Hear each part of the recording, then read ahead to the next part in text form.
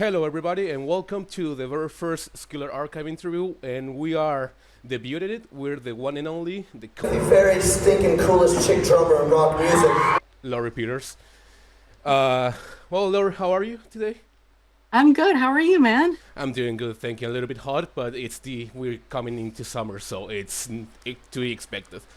Oh my gosh, I'm so jealous because we're just entering winter here in the US. It's funny because I'm jealous that you are going into winter. I'm not good with the heat. So let me just start by asking, how long have you been drumming for? Yeah, so a long time. I got my first drum kit when I was like 5 years old, and then I didn't really get into like lessons and school band and stuff probably until like I was about 14. Um, but I always wanted to play, and I begged my parents, and I did get a little, drum set when I was five. But my dad worked third shift, which is overnight, and Hmm. my mom just wouldn't let me play. And I saved up money and showed her that I was serious. And I think by the time I was 13, 14, I bought my first drum kit. And then I finally got into school lessons and or private lessons and school band and stuff like that. And what was the thing that made you go, yeah, this is what I wanted. This is the instrument that I want to play. Well, I actually started on piano, and I played that for a few years, like really young. And it's not that I hated it, but it just wasn't for me. Like, I just knew it wasn't for me. And I mean, to be honest with you, when MTV hit, I might be dating myself a little bit now, but when MTV hit, I was like, what is this? And I would just watch MTV. And that's how I learned how to set up drums. I learned like where you put your hands, and like just by watching videos, honestly, like hours of videos. That's how most people started. I also am a musician, and I pretty much started like that as well. And so, what was your first band experience? My first band experience was in high school. We had a battle of the bands. So I was in a few different like local bands growing up, just rock bands. Um, the first one, I don't know if it was the very first one, but there was one called Buzz. It was just Buzz. We made up T-shirts. We did the whole thing. We actually came in second place in Battle of the Bands, so we got some recording time, and we got to make like an EP and stuff. But of course, you're familiar with Yeah. Corey Cooper, sorry, who is still the one of the guitar players for Skillet. We grew up together, so we were in local bands. We grew up playing in church together. Our first local band together was called Little Tribe of Benjamin, and then our second local band was called Alchemy. And I believe if you search YouTube, somebody has put Alchemy, the whole album, up there somewhere. I don't know who did it or who has a copy of it, but it's out there if you want to listen to it. Yeah, and speaking of alchemy, how did that project came to be? How did you and Corey decided let's do our own thing, let's write the songs and see what happens? Yeah, it pretty much just kind of spun off of being on a worship team together in church, like ever since we were teenagers. Um, and then a guy named Cal came into the church, and he was a bass player, and we were like we were hoping for a guitar player or a bass player at some point. But it was really just, me and Corey for so long. And Corey did all the songwriting and arranging. Like, that's her wheelhouse. um I mean, I wrote drum parts and came up with that kind of stuff, but that's kind of how it came to be. Kind of the same thing with Little Tribe of Benjamin. It was kind of like a spin-off of uh worship team, but we wanted to try to play out more in public and try to reach people. Um, and then, yeah, I was going to school in Chicago at the time for recording and like sound engineering type stuff. Hmm. And a buddy of mine named Mac he had like a home studio, like way, like 20 years ago, before everybody having a home studio was like a thing. So he let us come in and record an album with Alchemy, and it literally was right around the time that John and Corey Cooper were like engaged or dating. So if you look back at that album, if you find it on YouTube, like John Cooper is actually doing all most of the guitar parts on that stuff. That's a fun little tidbit of information. And Yeah. okay, so Corey gets married, and then she joins Skillet. And in the meantime, before you join in Alchemy, what was your life like? What did you do there? Oh, well, I was going to school in Chicago, Columbia College. I, I knew I wanted to do something in music, and I was really fascinated by the whole like studio vibe, and like it's such a different world than playing live shows like on tour. Hmm. You know, you're in a space creating and watching that whole process. So I was interested in that, but I there was something I just didn't. I would have had to like move into the city. Like I was commuting on the train. I would have had to kind of move into the city and really go full time and like get it done. And I just wasn't ready for whatever reason. Maybe I just felt like I was still too young or something. So I just did some local jobs, you know, grocery store, gas station, and then I got like a temp job um at a benefits consulting firm, I believe. That's what they did. It was so long ago. Hmm. And I just I knew that wasn't like my final career. Hmm. I didn't know how it was going to happen. And I literally was like on Skillet's website at work, just looking up, you know, just seeing how they were doing or what they're up to. And they made an announcement on their website that Trey McClurkin, shout out to Trey, the original Skillet drummer, he was decided to leave the band and get off the road. And I just really felt like God speak to me in that moment, like this is your opportunity. So I got in touch with Corey and John, and I had to audition, you know, just like everybody else. And then I think I think John and Corey were up in the area. Um, we live up near Milwaukee in Chicago, and they were just happened to be up here because you know visiting Corey's parents and stuff. Hmm. So I had auditioned for John, and he was kind of like, "Well, I think you kind of did better than I anticipated." And he's like, "Why don't you fly down to Memphis and audition for our manager and the rest of the band?" So that's why I ended up doing like I think it was like the fall of 1999. So it was right before all the Y2K stuff, and everybody was freaking out about that. But I flew down, auditioned, and then I don't know, like maybe a week later, John was like, "Hey, you want to be our new drummer?" And I was like, "Yeah." And so I ended up moving down to Memphis like in December, I think, of 99. So I distinctly remember, I can always remember those dates because I remember spending that New Year's Eve in like my new apartment in Memphis for the year 2000. So, guide me through that process between being told you got the job and actually playing your first show. What was like learning the songs, learning the old songs and the new songs from Invincible?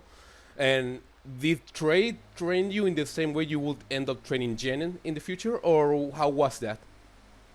For me, I mean, it was a lot of work. It was a month. I just have like these dates just like cemented in my mind, I guess. It was like a month of like 8 hours a day, like Monday through Friday.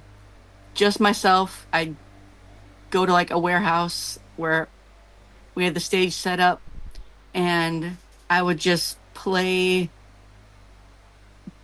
Honestly can't remember. I think it was a tape. I literally played along to a tape with, you know, through my in ears. Well, we must had it going through a sound system because I had to learn how to trigger drum loops and drum sounds, um, which was something I had anticipated. I had to learn all the drum parts for songs that we chose, you know, stuff off Invincible because that album had just come out. Um, That was my first tour, was the Invincible tour. So I had to learn a lot of that music, a few older ones, but the Invincible stuff was very like industrial and a lot of drum loops and that kind of thing. So I had to trigger stuff like every measure. So if you're counting on like one, two, three, like every time you hit one, I had to hit some electronic. It was a Roland Octapad. So like a lot of times, bands play with tracks these days, and we eventually evolved into having tracks. But John wanted the freedom to not be constrained by tracks every night. If you want, you can extend a song or you can stop a song without, it seems more like a live performance, if you know what I mean. Yeah. But So it was a lot to learn how to trigger that on every beat, basically, on the one of every measure.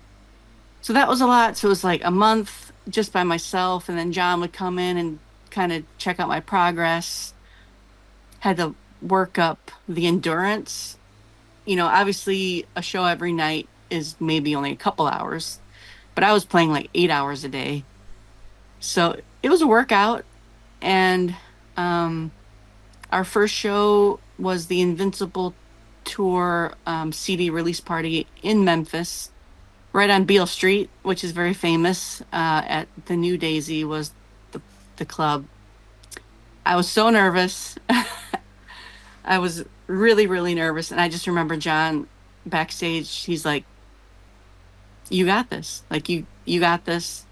And it did relieve some of my nerves, but there was a lot going on for a first show with all these triggers and new drum parts and new music, and it was a lot. But I worked up to it and I got better, not only playing over time, but better performance. And then training Jen, I really just showed her a few songs. I remember my last show, she came up and I believe played Rebirthing because I had we'd go through it during sound check. So we were all on the road at one point for maybe a month or so. And so she would come in on sound check and play a song. And then in the show, she would come out and play it. And that was only for a few shows, but so I'm sure she had to go to the woodshed, as they say, and put in the work and learn some of the old music. But that's kind of how we made the transition. and so the first show you mentioned that Jen played with you in the same shows, but on your first show you did the same with Trey. You switch every other song. He played and then you played. I remember reading. So how was that? How was the switch, and how did the fans receive you in person and online? I think they received me well, better than expected. Um, Going back to Trey, though, there's the Ardent Worship album, which is a live album, which is kind of where we made the transition with Trey, which was a little bit different because it was a live album being recorded. And then he came on at the end of the set and played like Saturn, I believe, and maybe another worship song. So he didn't necessarily have to, learn anything new, and didn't have to show me anything because he did show me a few things before we recorded this live album, but the music on that album was all like new, or it was cover songs of other worship songs. So he didn't have to teach me how to play those or give me any tips or anything. But then going to the Invincible tour, so he recorded that whole album, and he did show me like a few things, parts and whatever. But we played most of that album on tour. I can't actually remember, but you probably have like 5, 6, 7 new songs, and then you do a couple old ones. But the crowd and the fans, I think, were a little bit surprised that Skillet has a new female drummer. I'm sure they probably made an announcement on their website before that, but people were really excited about it. And, sad to see Trey go, and everybody loved Trey. He just had different plans and wanted to get off the road and start a family and stuff. Um, and I think the fans, well, I expected, because like in high school and growing up, like I always had to fight because I was a female drummer. It Hmm. was kind of out of the ordinary, not as common, Hmm. and I had to kind of fight for good parts, like in orchestra or symphonic band. Like, hey, don't stick me on the bells. Like, I want a snare part, or I want a kick drum part, or something, or a timpani part.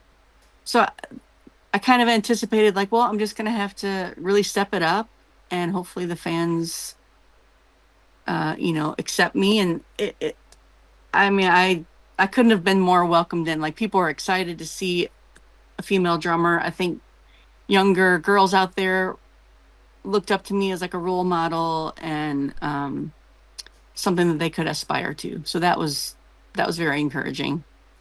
Do you have a favorite moment or maybe show or something that stuck with you from that first Invincible tour? Oh gosh, it was kind of a blur because it was like my first time hitting the road full time. Um, just everything was new and exciting. I know that there were some great shows. Probably just that first CD release party really sticks in my head because it was a lot of my friends came down from up north to support. Like my family was there. Uh, there is one memory because my first video shoot was for Best Kept Secret, Hmm.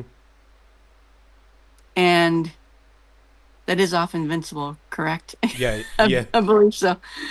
I'm getting them all mixed up now. But that was my first video shoot, and I do have some memories from that. The video turned out great. It was very like futuristic Matrix kind of looking video. But I think we shot all day, and it was really exhausting, especially for me because I'm just like going for it. Like my hair is going everywhere. I'm headbanging. And the last shots of the night were like the live shots of us like on this little stage. And I'm just going for it. And I'll be honest, after about like 10 hours of shooting, after the last take, I like ran back off camera and like I just threw up. I just threw up. I think I just made myself like either motion sick or I was heat exhaustion or something. But yeah, that's when you rocked it, I guess. So take me to the end of 2000, entering 2001. It's Alien Youth going into production, and Kevin leaves, Ben joins in, and it's your first album as the drummer writing the parts. How was all that? That was really exciting because even though I was in the video, like for Best Kept Secret, Alien Youth was like everything new. Me getting to record my first album, me being in the pictures and on the album and in those videos too. Um, so that was really exciting to kind of be able to put my own stamp on Skillet's music. Hmm. Um, I loved being in the studio. Like I said, I went to school because I had a big interest in that. So being, I'm really grateful that I got to be like in an old school studio. And Ardent Records in Memphis, we were on Ardent Records for a long time, but it's like a historic studio, like some big names like Led Zeppelin and Stevie Ray Vaughan, Gin Blossoms, like some big records have been made there. So I'm really glad that I got that experience. We were kind of right on that edge in the early 2000s where Pro Tools existed, but everybody didn't have it like in their homes, and not even all studios had it. And we still recorded drums to like 2-inch tape. And I love that analog sound. Um, so I feel really lucky that I got to do that. Um, it's a little bit overshadowed that part of my life because during the recording of that album, my sister called and she couldn't even speak. And they pulled me out of the studio and I grabbed the phone and I'm like, "Is it dad?" And she's like, "Yeah." And so my dad passed away in 2001. Um, I think the album was almost completed. It must have been because I know we were in the studio doing something, but I remember flying home like that next day after I got that phone call. So that, that's kind of a bittersweet memory having to do with that album, but so grateful that I got to be a part of it. And how do you deal with that? Because it's gotta be something rough to lose your father in the middle of basically your job and still have to go back and do your job. How do you deal with the grief and all that on the road? That was that was really hard because I think most of the album was done as far as drum parts. So I was able to go home for a bit. Um, there's a lot to deal with. And he was very young. He was 57.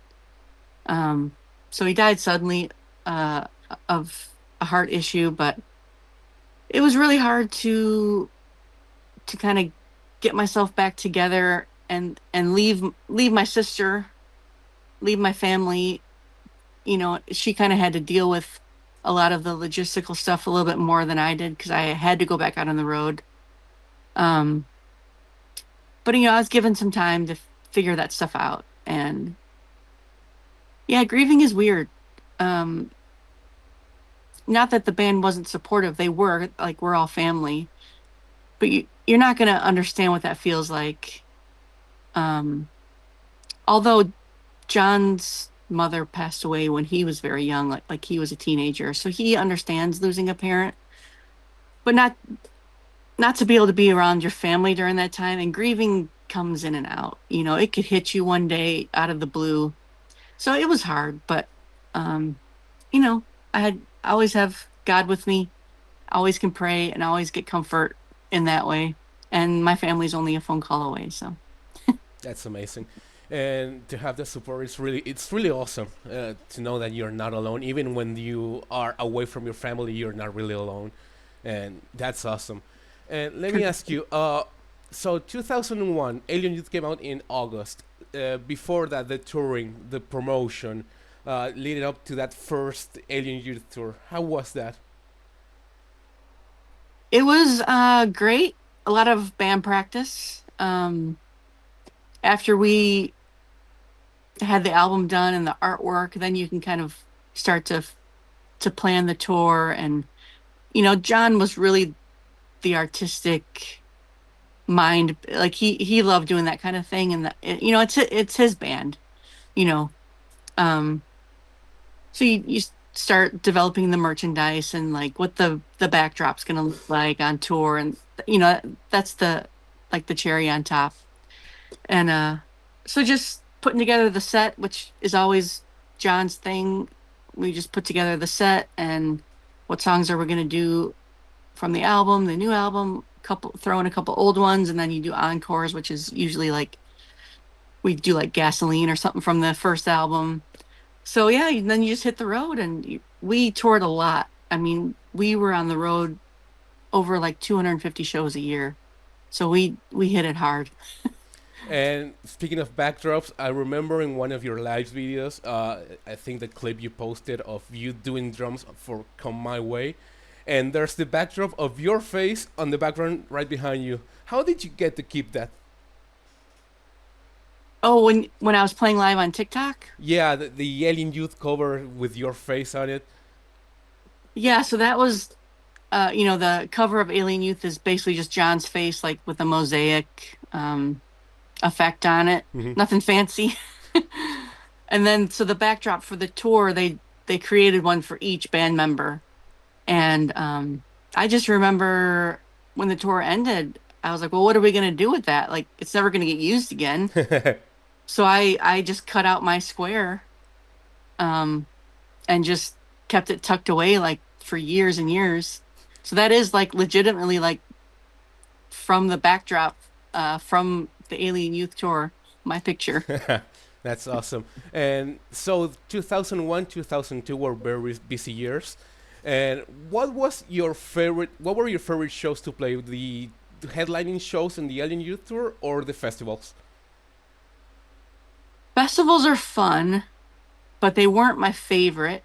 I'd rather do like a headlining tour, and literally it just comes down to drums because for whatever reason, us drummers, we always get stuck like playing other drum kits because people think that it saves time on stage if everybody just let's just use the same drum kit and you can swap out your snare and your cymbals and because then they don't have to remic the whole kit.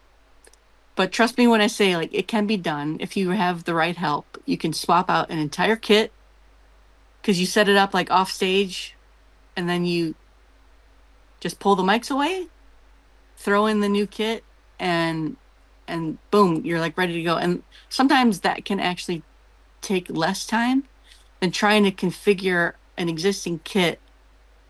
And then people are taller than others, or, and I'm smaller than others, you know, and so you've got to reconfigure it and it takes more time and it's not as comfortable.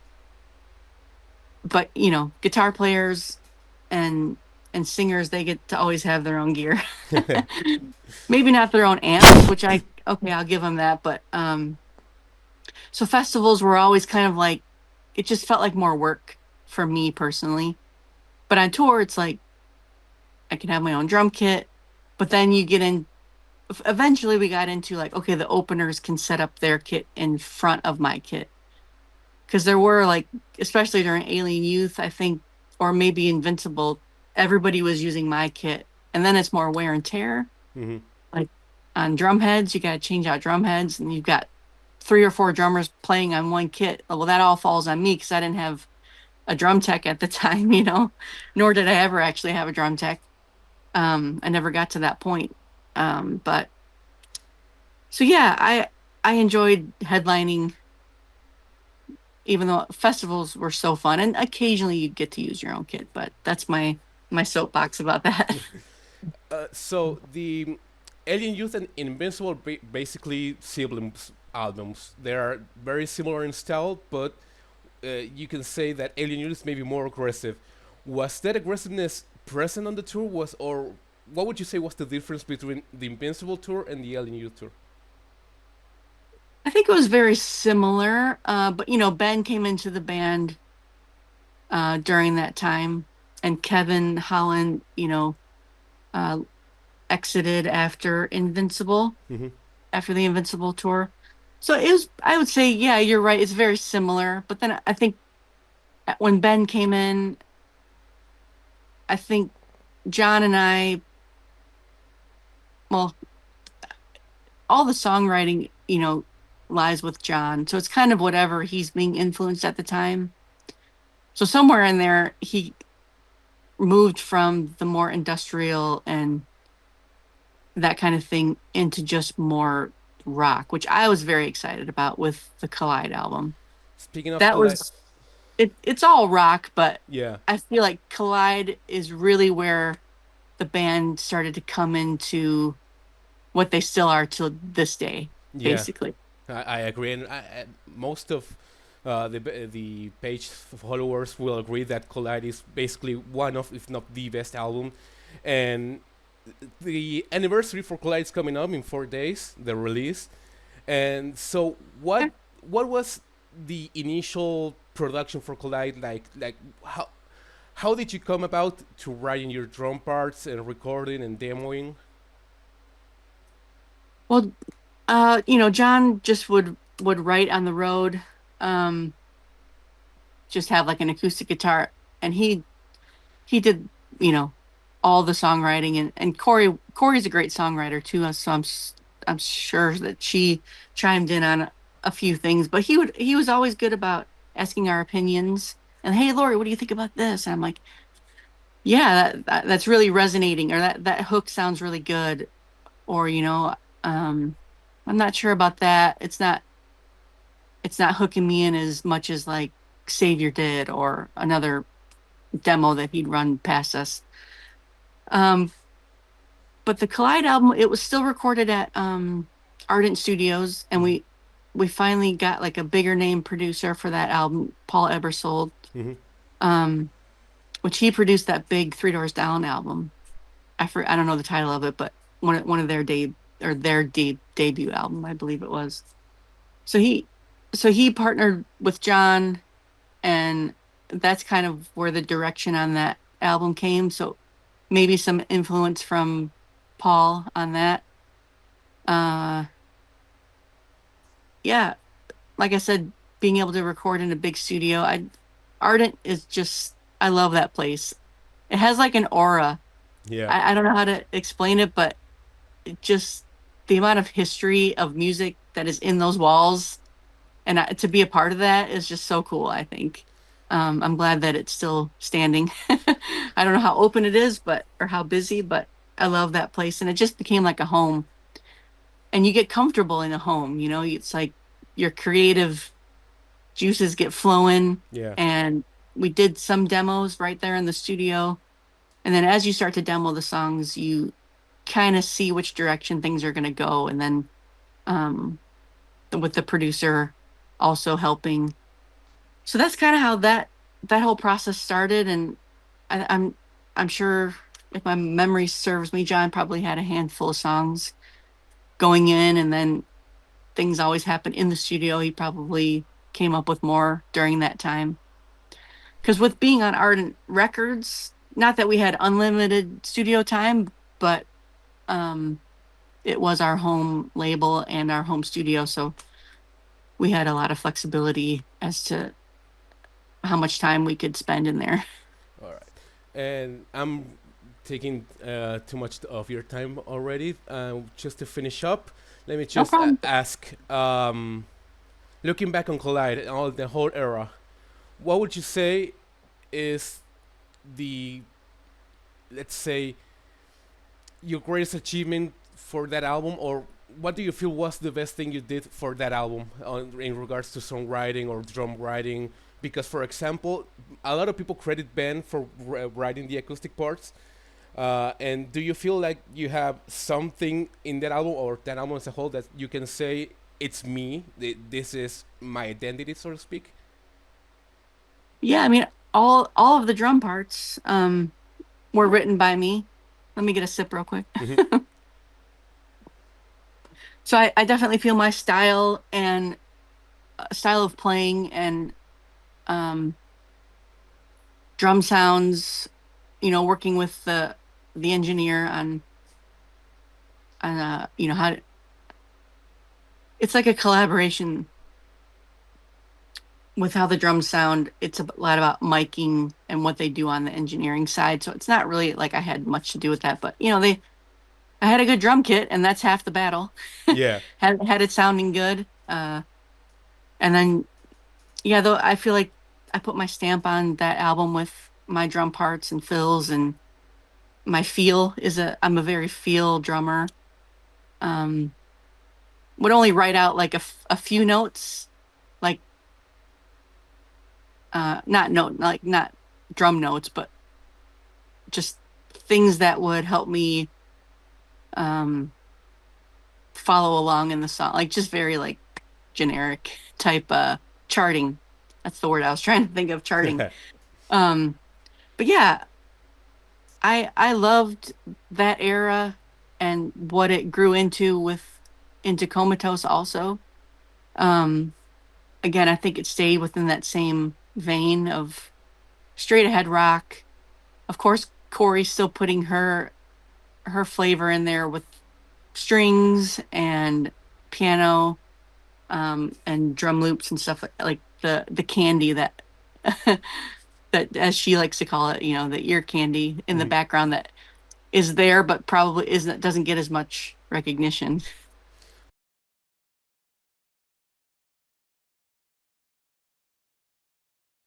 Boys and girls, ladies and gentlemen, welcome back to a very special edition of the Skillet Archive interviews. We are joined here again with Laurie Peters for a part two of the last time that we had to cut short. Laurie, how are you today? I'm pretty good. How are you? I'm hanging in there. I'm also hanging in there, coming down with some, I don't know if it's a flu or what, but it's something.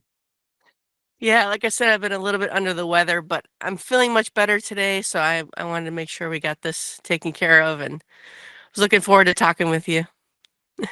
What an unfortunate string of events because you got COVID a couple of weeks ago and now you got this flu. Yeah, it was like a month ago for sure. And yeah, like a 1-2 punch. So I apologize if my voice is a little bit weird and I'm going to be sipping on my water probably the whole time. No worries, I got mine as well. So let me ask, last time we spoke, we were entering on everything Collide, like the recording process and all. I wanted to ask you about the touring process when it came to Collide, going into the Collide tour. How much different was that from the Alien Youth tour, or before that, the Invincible tour? Oh gosh. Well, the Invincible tour for me was just like I was a rookie, just getting my feet wet, um, just learning about how the road works and just day after day, set up and just the routine, I guess. And then when we got to the Collide tour, I'd been in the band for several years at that point, and it was just like everything was just kind of bigger, with any business or whatever, you want to make the next phase bigger than the last. So just bigger production, um, more press, more hype, I guess. Uh, like I remember John was so excited when we got the backdrop that was like the album cover, Yeah. and it was like a full size curtain, and we had it like rolled up, and then it would drop at one point, like when we came out to start the tour. So that was kind of just adds like production value and like show value. And I had a or a drum riser, which I guess I did have that on Alien Youth, but we didn't always get to use it a lot because we were playing smaller venues, Mhm. and it was very big and heavy, and um and then we had the mannequin things on stage. Do you remember Yeah. that? It kind of resembled the album cover. So I remember we painted those, Ben and I, by hand. We painted those black boxes. Yeah. So yeah, and I think at that point we were officially in a tour bus. So that was a big change too. Let me ask you this: how, because Skillet is known for having these little extra things on the live shows, little intros or some things that enhance the songs. How, what do you remember about coming up with those intros as a band? Like, for example, the bass solo for Imperfection, or the extended intro for Fingernails, or the outro for Savior. Yeah, just those would just come up during band practices. A lot of John's ideas. He was really great and still is really great about, good transitions and making the show like flow really good and not a lot of like dead air or like downtime. Yeah. So Imperfection starts with drums mainly. Um, so I think he just wanted to get in on a little bass solo, but it worked out good because during the show, I think I was doing a drum solo at one point, and then Ben would have his like time in the spotlight, and so that was just John's time to shine. And then some of the other intros, you know, you want to make the set list consistent, and just so that we as a band can put on a good show. So Mhm. we're not just like, what are we doing today? Like, we want to make it consistent. And so we'd always come up with an intro or have intro music, usually created by Corey, um, with some, drum loops or synth or, whatever. She's like a master at that stuff. Yeah. So yeah, we would just kind of practice that, just practice and come up with it during our band practices, and um, then create that and save it wherever, in tracks or in Corey's keyboard brains and all that stuff. And going off of this, some of the songs that were maybe a little bit more from the Alien Youth or Invincible albums, for example, Best Kept Secret, when you played it on the Invincible and the Alien Youth the tour, I mean, it was more, uh, the samples had more of a part in it. But on the Collide tour, it was more rock driven, so to speak. So the same with Kill Be Kill Me, for example. Uh, how did that came up? Those alterations to the song to make them sound more like Collide and less like their album they come from. Wait, so you're saying like how was Collide different than like Uh, Alien Youth and Invincible type stuff? the songs, the live songs, because on the tour on Collide onwards, the songs that were more techno, more industrial, got more of a raw sound on the live versions. Uh, for example, "Kill Me, Heal Me," it was the very first verse. I don't know if you remember. It was muted, pretty much everything except for the synths. But then on the Collide tour, it was Ben playing guitar, stuff like that. Because I think it really added to the vibe of the era, uh, Yeah. altering those songs to more of a rock sound, where it's more band involved. It's got more of a band involvement, so to speak. Right. And I was curious after how did that idea came from to maybe alter the songs to put those synths on the back burner and do it more rock style. Well, if I'm understanding correctly, so remember on Alien Youth, Corey wasn't playing guitar yet, Mhm. and so she was doing a lot of that synth and drum loop, not drum loop, but well, some of it, sampling, I should say. But remember, I was triggering a lot of the loops. Yeah. So then when we transitioned into Collide, anything that we still had on the set list from like the older stuff, Mhm. we were using tracks by that point.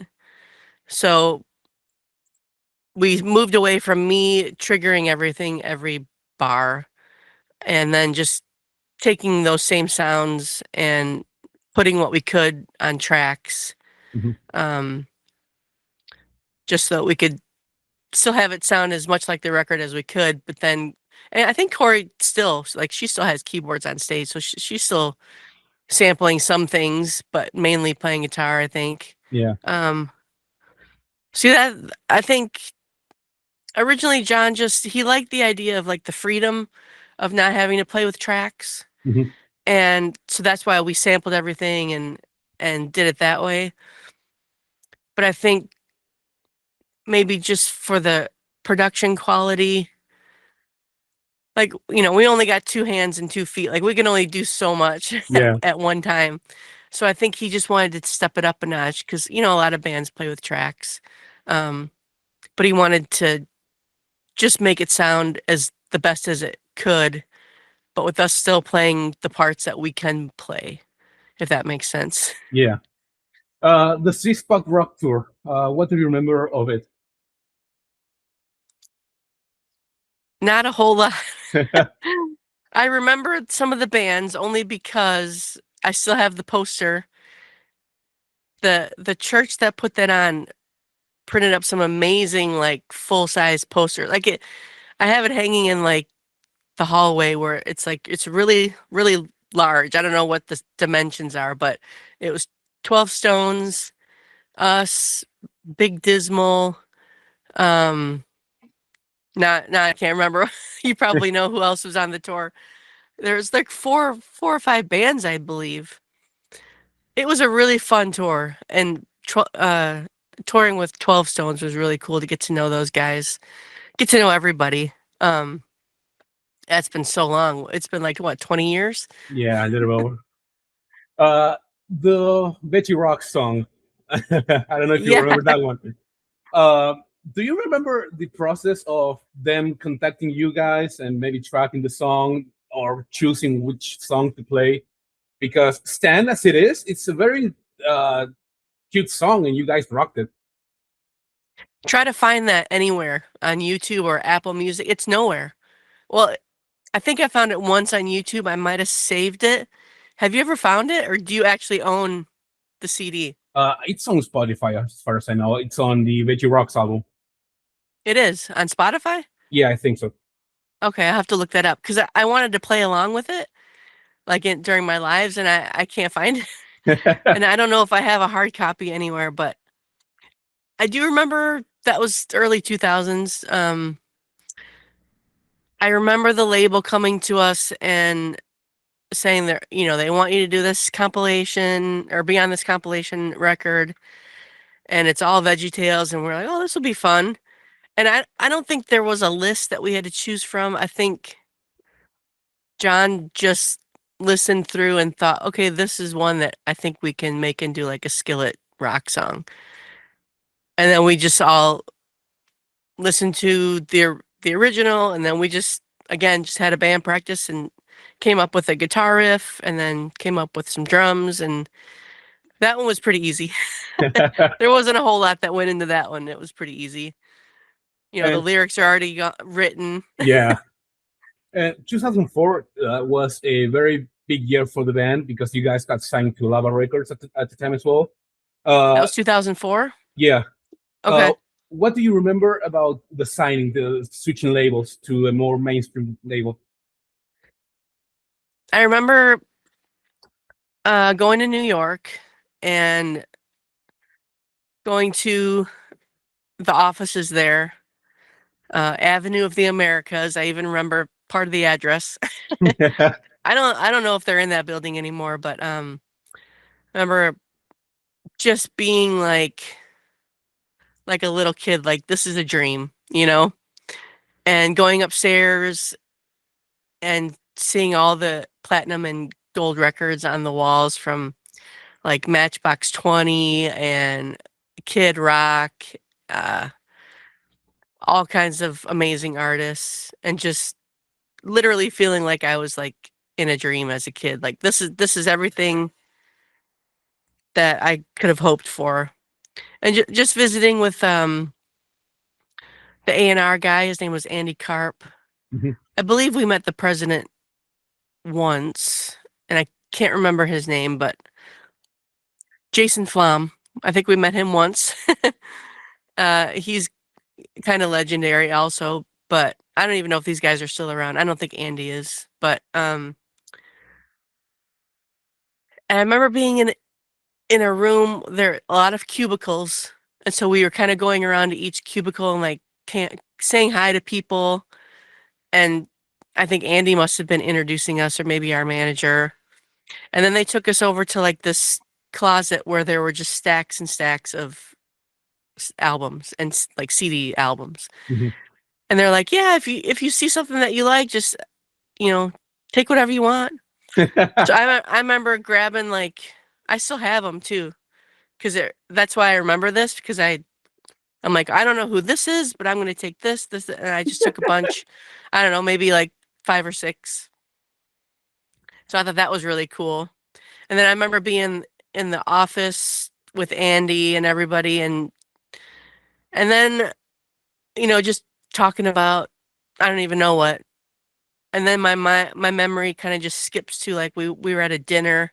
We went to a really nice restaurant, uh, John's Pizza, I believe it was called. It was an Italian restaurant. And I bought a pint glass, and I have it in the cabinet in the kitchen because, again, that's how I remember this stuff, because I bought little things and have these little mementos, I guess. Yeah.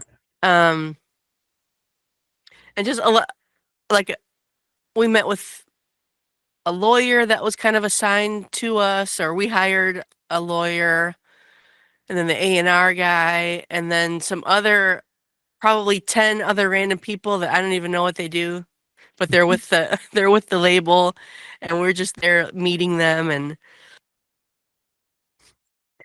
I think that was one day, and that we were in New York for a few days. And I might be getting my timeline messed up, but they did hire like or they rented a room, like a showcase room. They have Mhm. like these practice spaces, which is about this big. And it's not very deep. It's like a little stage that's probably this high off the ground, a stage, and with like 4 folding chairs and a sound system. And so they have people come in, and like you're just showcasing for label people. So everything I'm saying might be within the same weekend, and maybe it was before we had actually signed. Mhm. Um, because I have another memory of being in our tour bus and like a manila envelope with papers, and it had the little post-it like flags on Mhm. each one, like sign here, sign here. So like all four of us had to sign. I think we took some pictures. I remember Corey and I took some pictures. I don't know where they are, but signing on the dotted line, like it's official. So my timeline might be a little bit messed up on that, but I know we went to New York. We met with a lot of people from Lava and Atlantic. We did the showcase. We went out to the dinner. We met with so many different people and had a really great time. And then when we actually signed on the dotted line, it was on the tour bus somewhere on the road. Yeah, that's awesome. Was that like a we made it moment for you, or what, or was it more like, okay, this is exciting, but we're not quite there yet? Hey, when I packed up my car and moved to Memphis, that was my I made it moment. um, but the signing with Lava and Atlantic was definitely another level. Every time we completed an album, every time I was in the studio, I made it. Like I'm living the dream, you know. Yeah. But being on a major label like that, like Ardent Records, obviously they gave Skillet their start and their opportunity. But that was pretty cool to be on a label with such iconic bands, you know, was really, really cool. And Open Wounds, it's the bonus track on the re-release. Uh, how did how did that came about? Because I know from John's side, I haven't interviewed him from interviews and whatnot. I know that he and I can't remember who else wrote it together, but I don't know how it came for you guys as a band, like your parts, recording your parts or whatnot, rehearsing it maybe. That was on Collide, right? Yeah, Open Okay. Wounds. Who do you have the credits of who he wrote that with? Yes, I have my copy right here. Nice. I don't remember. Um, Let me just check real quick. was it Brian? Might have been Open Wounds. Kevin Kaddish. Oh, Kevin, yeah. yeah, that's a little bit of a blur for me. Like, you know, John John was the main songwriter, you know, Mhm. and he made that really clear. And, you know, we were fine with that. And of course, Corey would contribute more so than uh, Ben and I. But I mean, would contribute our parts. Like when I say songwriter, I mean melody and lyrics, you Yeah. know. Um, and John would come up with the initial idea of a guitar riff or, you know, just the basics. Um, and obviously Ben took it to the next level as an you know, a guitar player. And not that John would never have any drum ideas or suggestions, but you know, for the most part, Ben and I would make our parts our own, you know. Yeah. I don't remember Open Wounds being an afterthought. You said it was an add-on to like, Yeah, for the re-release on June 2004. The Lava re-released the Collide album, oh, and right. So you know more about this than I do. That's right, because we originally released it on Ardent yeah, and then re-released it on Lava, and then yeah, I remember. Okay, it's coming back. It's coming back. That's just yeah, it was all John, and probably somebody from the label suggested or wanted him to co-write with Kevin. mhm, Um, I'm just speculating, but there was probably some other ulterior motive there to get a little bit of credit on yeah. the album. So yeah, that's probably my 2 cents. They probably just wrote it, and then we had another band practice, and we're like, let's knock this out, and probably did it fairly quickly. And fun fact for those who don't know, maybe you don't know either. It's just Open Wounds. It's the one of two bonus tracks that were played live. The second one is Psycho in My Head that they do now. But Okay. Open Wounds was the first bonus track that you guys ever played. I don't count Angels Fall Down because it's a hidden track. It's on the main album. Wait, Psycho in My Head is on off of which album? Dominion. Okay. That's 2022. So that one's hidden, you said? Yeah, it's a bonus track from the deluxe. Okay. Is Open Wounds hid? That's not hidden, is it? It's listed, right? It's listed, but it's a bonus track. Okay. For all intents and purposes. Okay. I won't get ahead of myself with Comatose with the extra tracks there. And so you got the string of summer festivals, and then if I have my timeline correct, you have the Saliva tour. Saliva tour? Yeah, the Survival of the Sickness tour. Yeah, How was that? yeah, that sounds correct because Saliva would have been like our first like national band, like mainstream band, I guess. That was wild. It was a lot of fun, but it was really wild. Great guys. I think it was just like karma or whatever because Saliva originated in Memphis also. So we as far as John goes, they kind of had that in common, and it was just really cool. Nice guys, a lot of crazy clubs and weird like dive type of, not bars. They were good sized venues, but some of them were just not nice. Just dirty, and to be honest with you, I love that stuff. Like I love that vibe. I just don't want to touch the walls anywhere. Yeah, I understand the feeling.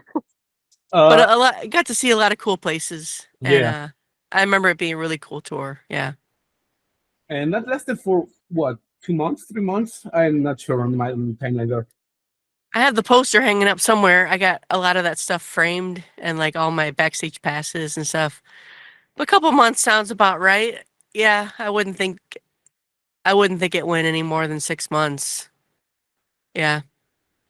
And did you have a favorite song to play off that Polite era set list? Oh man.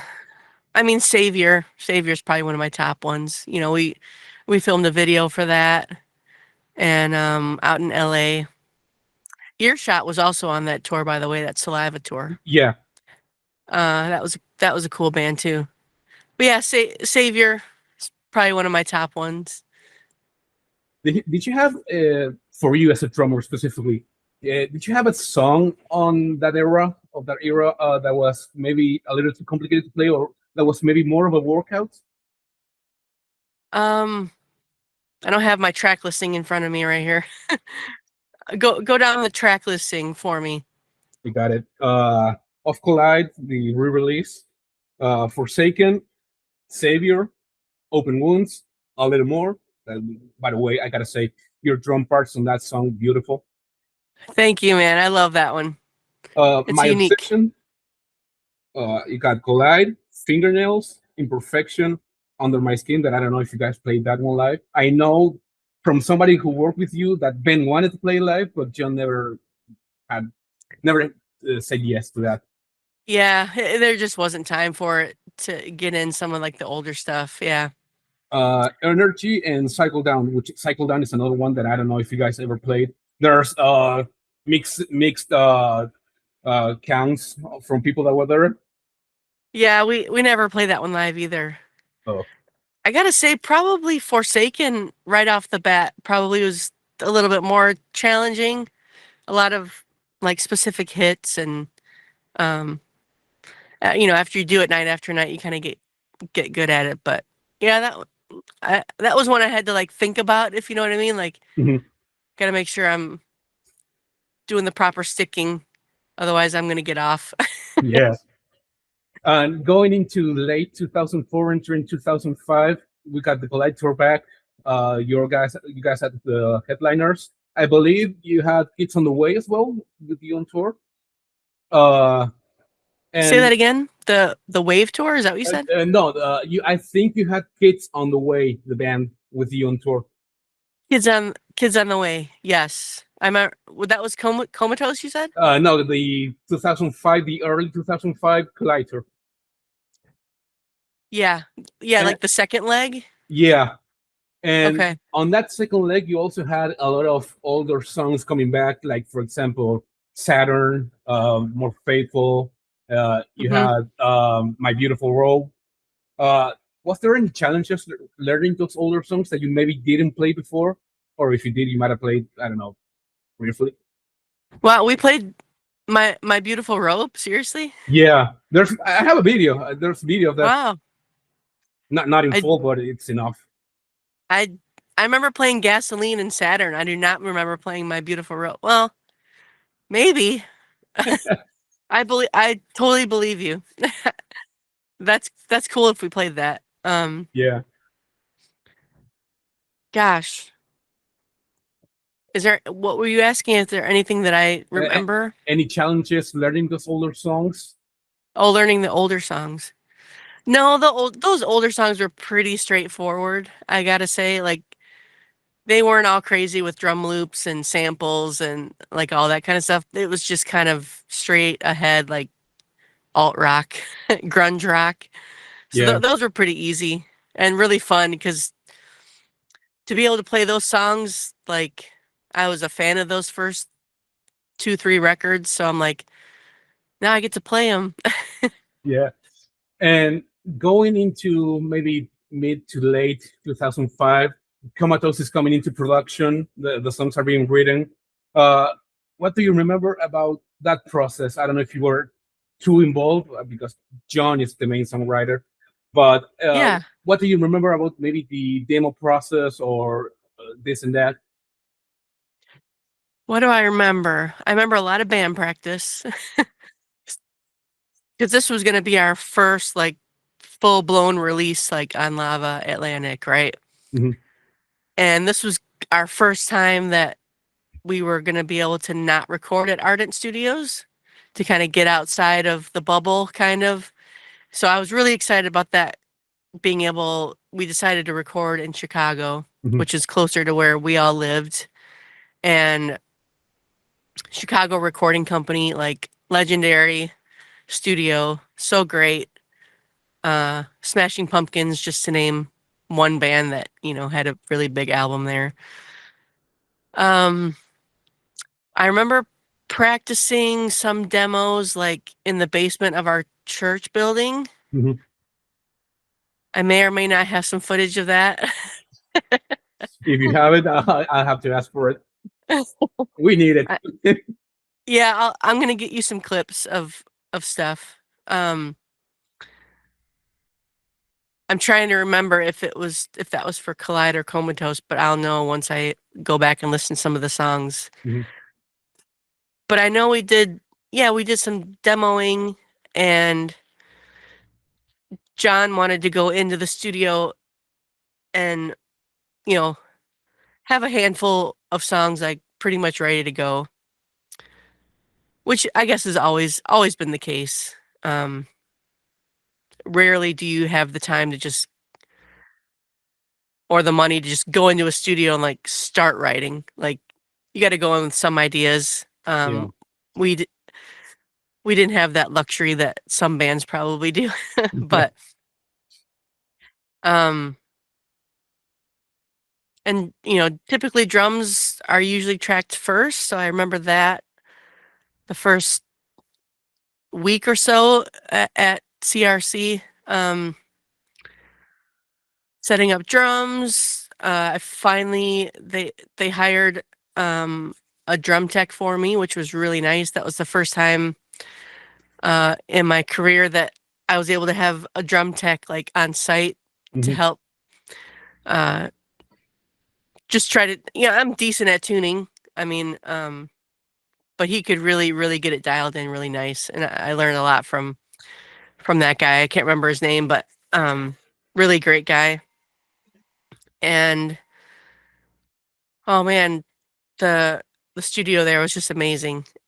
And I don't know what we recorded first. Maybe Rebirthing. I want to say maybe it was one of the first ones because I think you kind of just you start with your strongest ones. Not only like, do we think this is going to be a strong song? Like you never know, but as far as like strong, as far as us as a band, like knowing it, like maybe we maybe that one just came together quicker or something. Mhm. And I think that was one of the first ones we recorded. There's footage out there of CRC somewhere because the label gave us an actual camcorder Mhm. and said just film everything. So there's some homework for you to find that. Well, the band would have it. That's all I can say is that the band would have it. I have a little bit of footage from like my personal camera. Not much though. Maybe yeah. But I would go into the vocal booth with John and like just stand there and just film him. Yeah. And I'm like if I don't know how much like they wanted us to just film as much as we could. I'm like, how many times can I just film like up his nose, you know? I'd be down like on the floor and like film him, but you can't hear anything but it just his vocal, so it's just him like a cappella. Um, so I'm sure that got annoying after a while. But I'm just like, I don't know what else you guys want me to film, but I don't remember there wasn't a whole lot of drum footage. That's usually the case with us drummers. There's all kinds of footage of the singer and the guitar player and everybody else, but no footage of the drummer. It happens. Yeah. I want to ask because Comatose is very, and this is a trend that goes with pretty much every Skillet album until I want to say maybe Rise. That's 2013. But Comatose, it's very dated, but not in a bad way. It's coming from the maybe when I say the emo wave of music at the time. Uh, did you feel maybe that influence of bands like I don't know, Breaking Benjamin, 5 Seconds of Summer, um, I don't know, Three Grace? Was that like an influence coming into Comatose? I can't remember what John was kind of being influenced by at the time. Because I know like during Alien Youth, he was listening to a lot of electronica type music. Mhm. Um, so he was really interested in uh he got a lot of flack for like going to a Marilyn Manson concert. Yeah, He just wanted to check it out. Like what are these kids, into and what do people want to hear? And um so that stands out in my mind as far as his influences because of that. But when we got into Comatose, I know for me, I was listening to like Alter Bridge and yeah, Breaking Benjamin, 3 Days Grace. Um, I love all that stuff. And I loved bands growing up like Live. Chad Gracie's like one of my favorite drummers, by the way. mhm. Um, so as far as what John was listening to, we have very similar tastes, I think, in music. So it was very easy for us to like connect. For me to, if he had an idea, I would just start playing something, and very rarely was he like, "Oh my gosh, I hate that." It's rock music. Yeah. So, um, he had some specific ideas, like kick pattern type of things. Mhm. Um, that it wanted to be more like with the guitars, like very like that type of stuff. Yeah.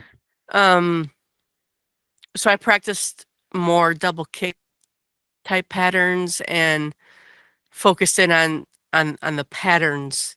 I'm always focused on the patterns and like the drum beat itself, but just syncing that up really tight with guitars and bass was a big focus.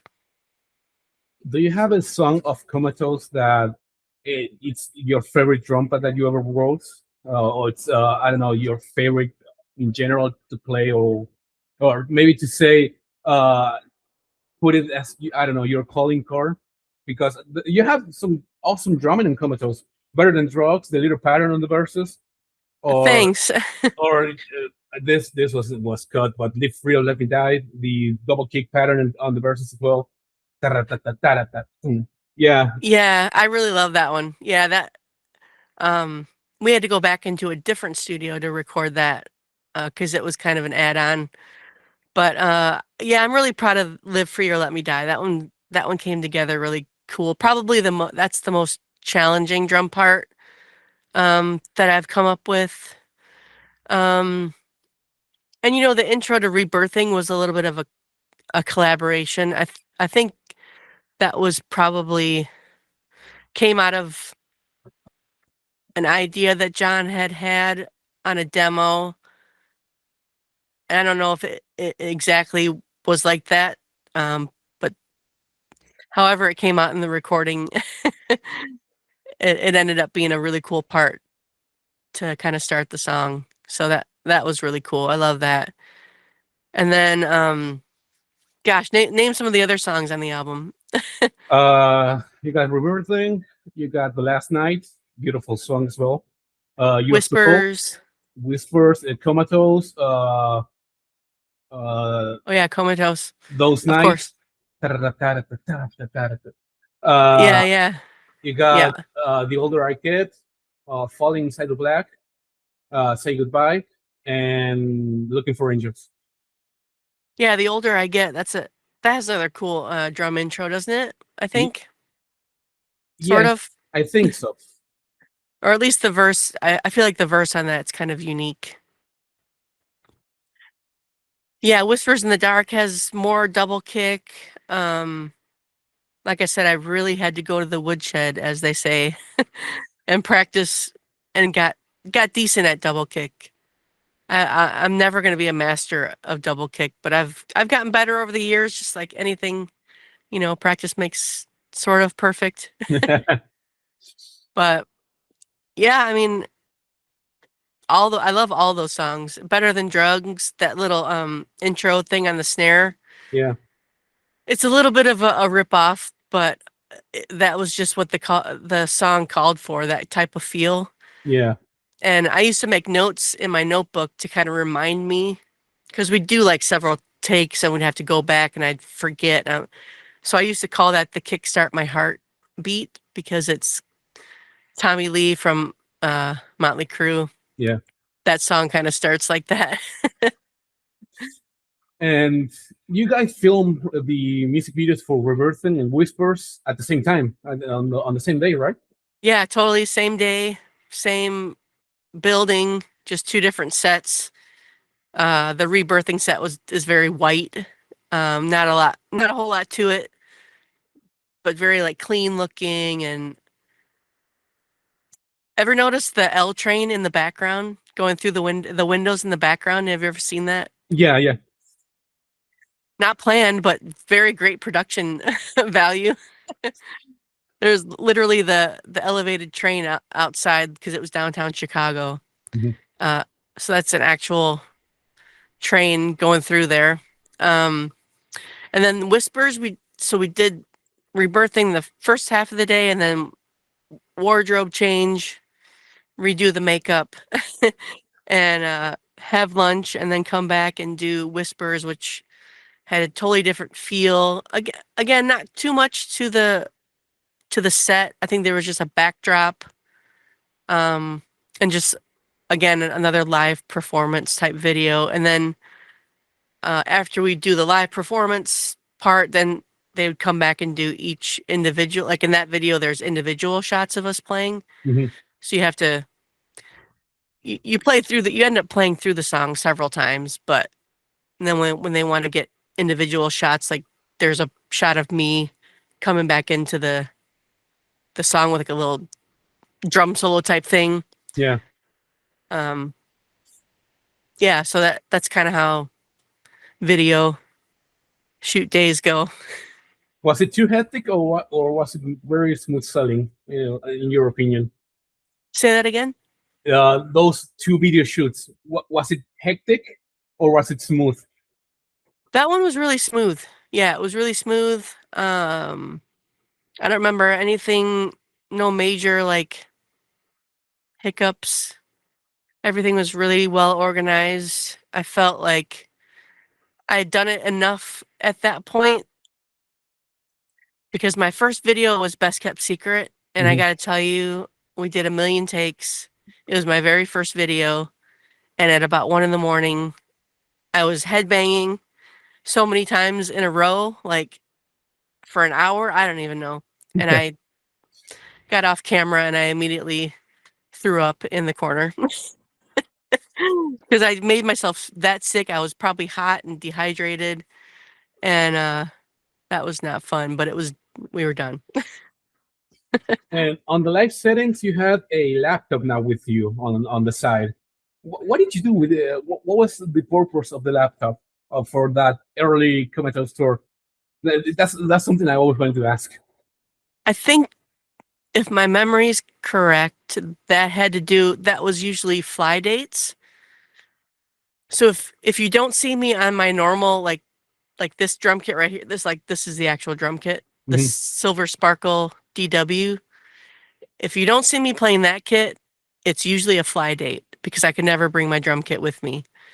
So whenever we had to fly to certain shows, I'd have to play the backline gear. Mhm. And I think the laptop was what I was running the tracks off of.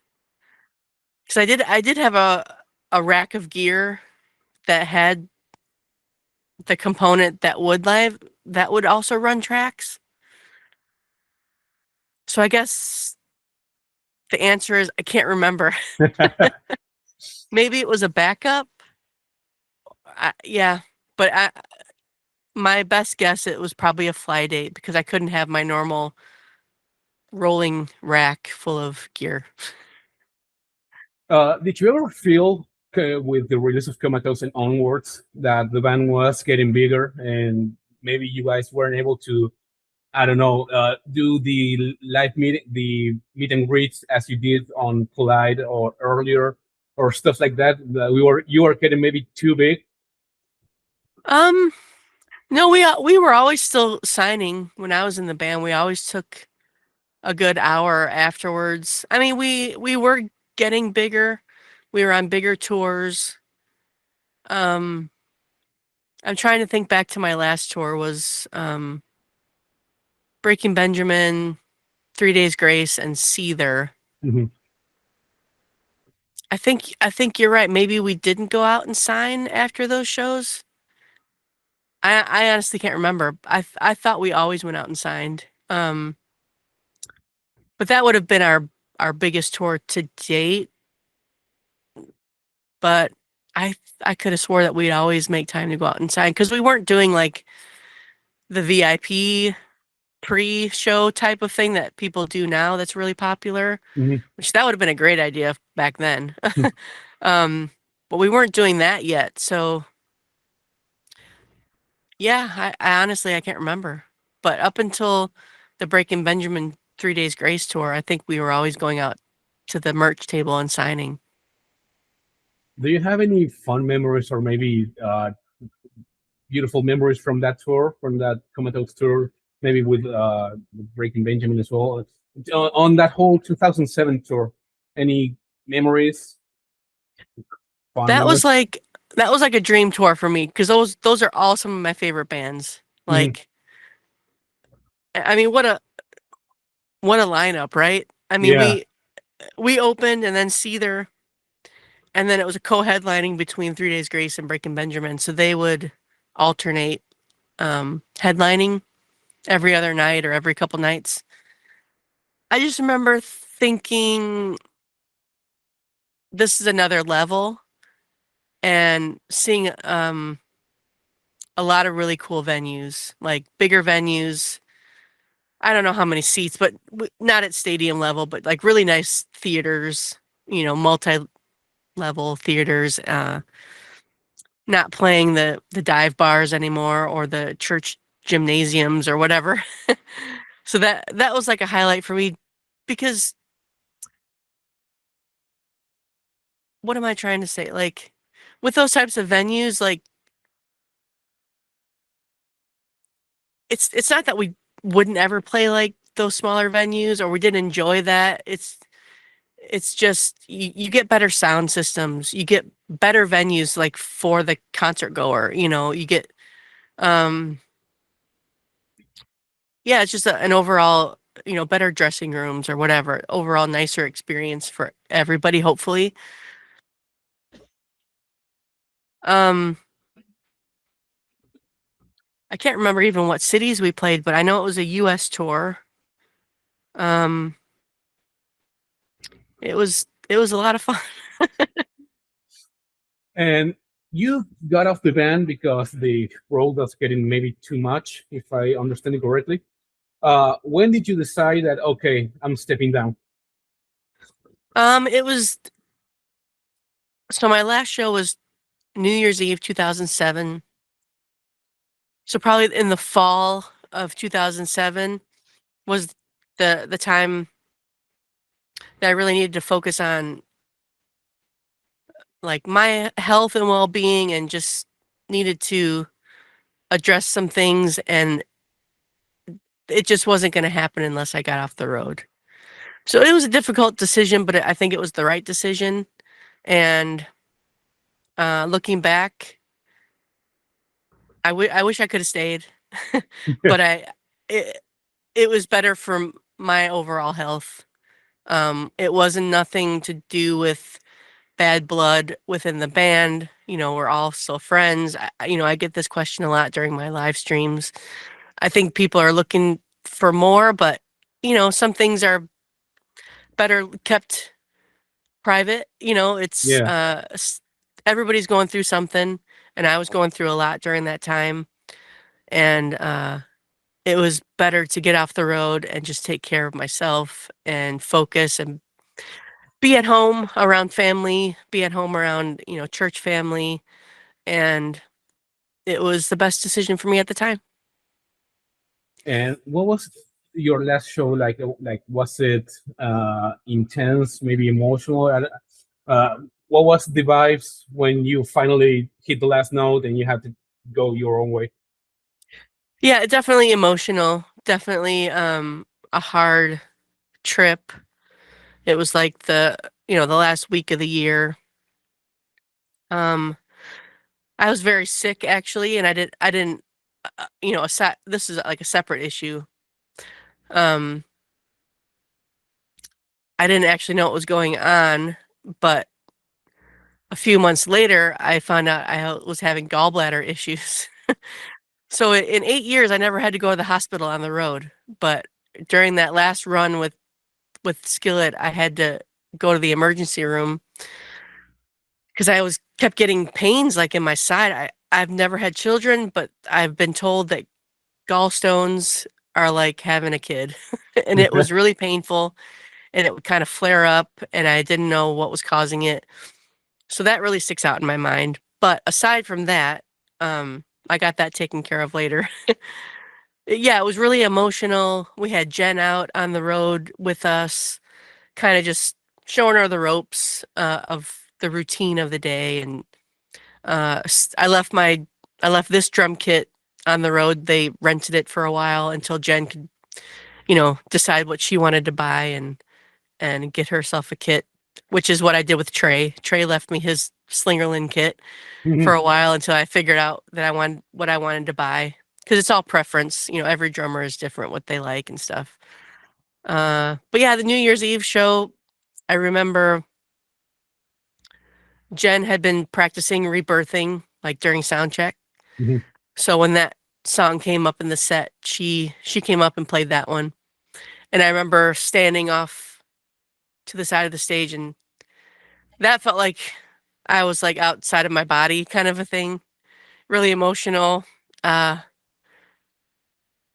you're passing the torch. I think I'm even getting emotional now just thinking about it, because I loved my time with the band. I have great memories, and I'm really thankful that I was able to accomplish that. And it was hard to step away, but I know it was the right decision. And I look at the platinum and gold records I've got on my wall, which another dream that I never thought would happen. And I'm really thankful to John and Corey for giving me that opportunity and just letting me and following up and saying, hey, you know, we hit this milestone. We hit this milestone. Here's the plaques that Atlantic has, you know, given us. And yeah, so yeah, obviously very emotional even 20 years later. But Jen's amazing, and the band is going strong, and I'm thankful for that.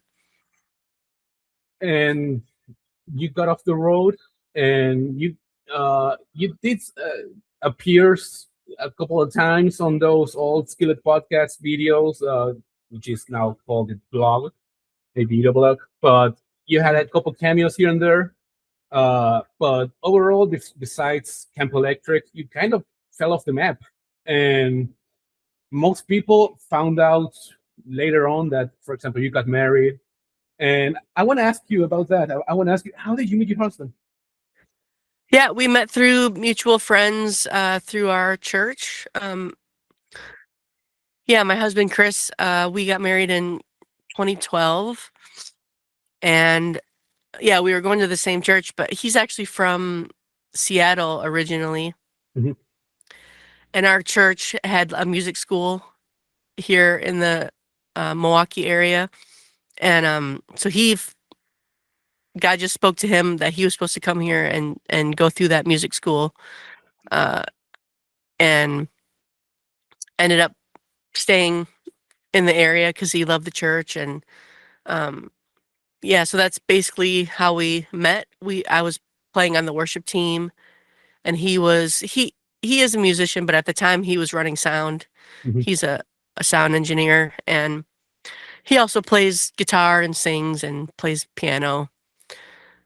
So that we kind of just met on stage, like on the worship team, and just developed our friendship from there, and started dated for a couple of years, and which was a long time to date, but uh it was good. And so yeah, we've been married going on 14 years, I think. That's I'm not going to do beautiful. the math. But yeah, we um but anyway, it's taken our whole marriage to kind of get the studio, like he's very interested in music. We have Mhm. our own studio, like he set this whole rig up for me so I can do my live streaming, and we write and record our own music. He's a songwriter. So Emerald Escape, wherever you stream music, you can find our songs there. And coming on to the tail end of the last decade, you unfortunately had breast cancer. Uh, Yeah. I don't want to kid. Maybe I don't want to poke too much around the subject because I know for some people it's a touchy subject. But how was fighting that and surviving that? Yeah, that was probably probably the second or third hardest thing I've ever had to go through, because I lost both my parents. So that was really difficult. Mhm.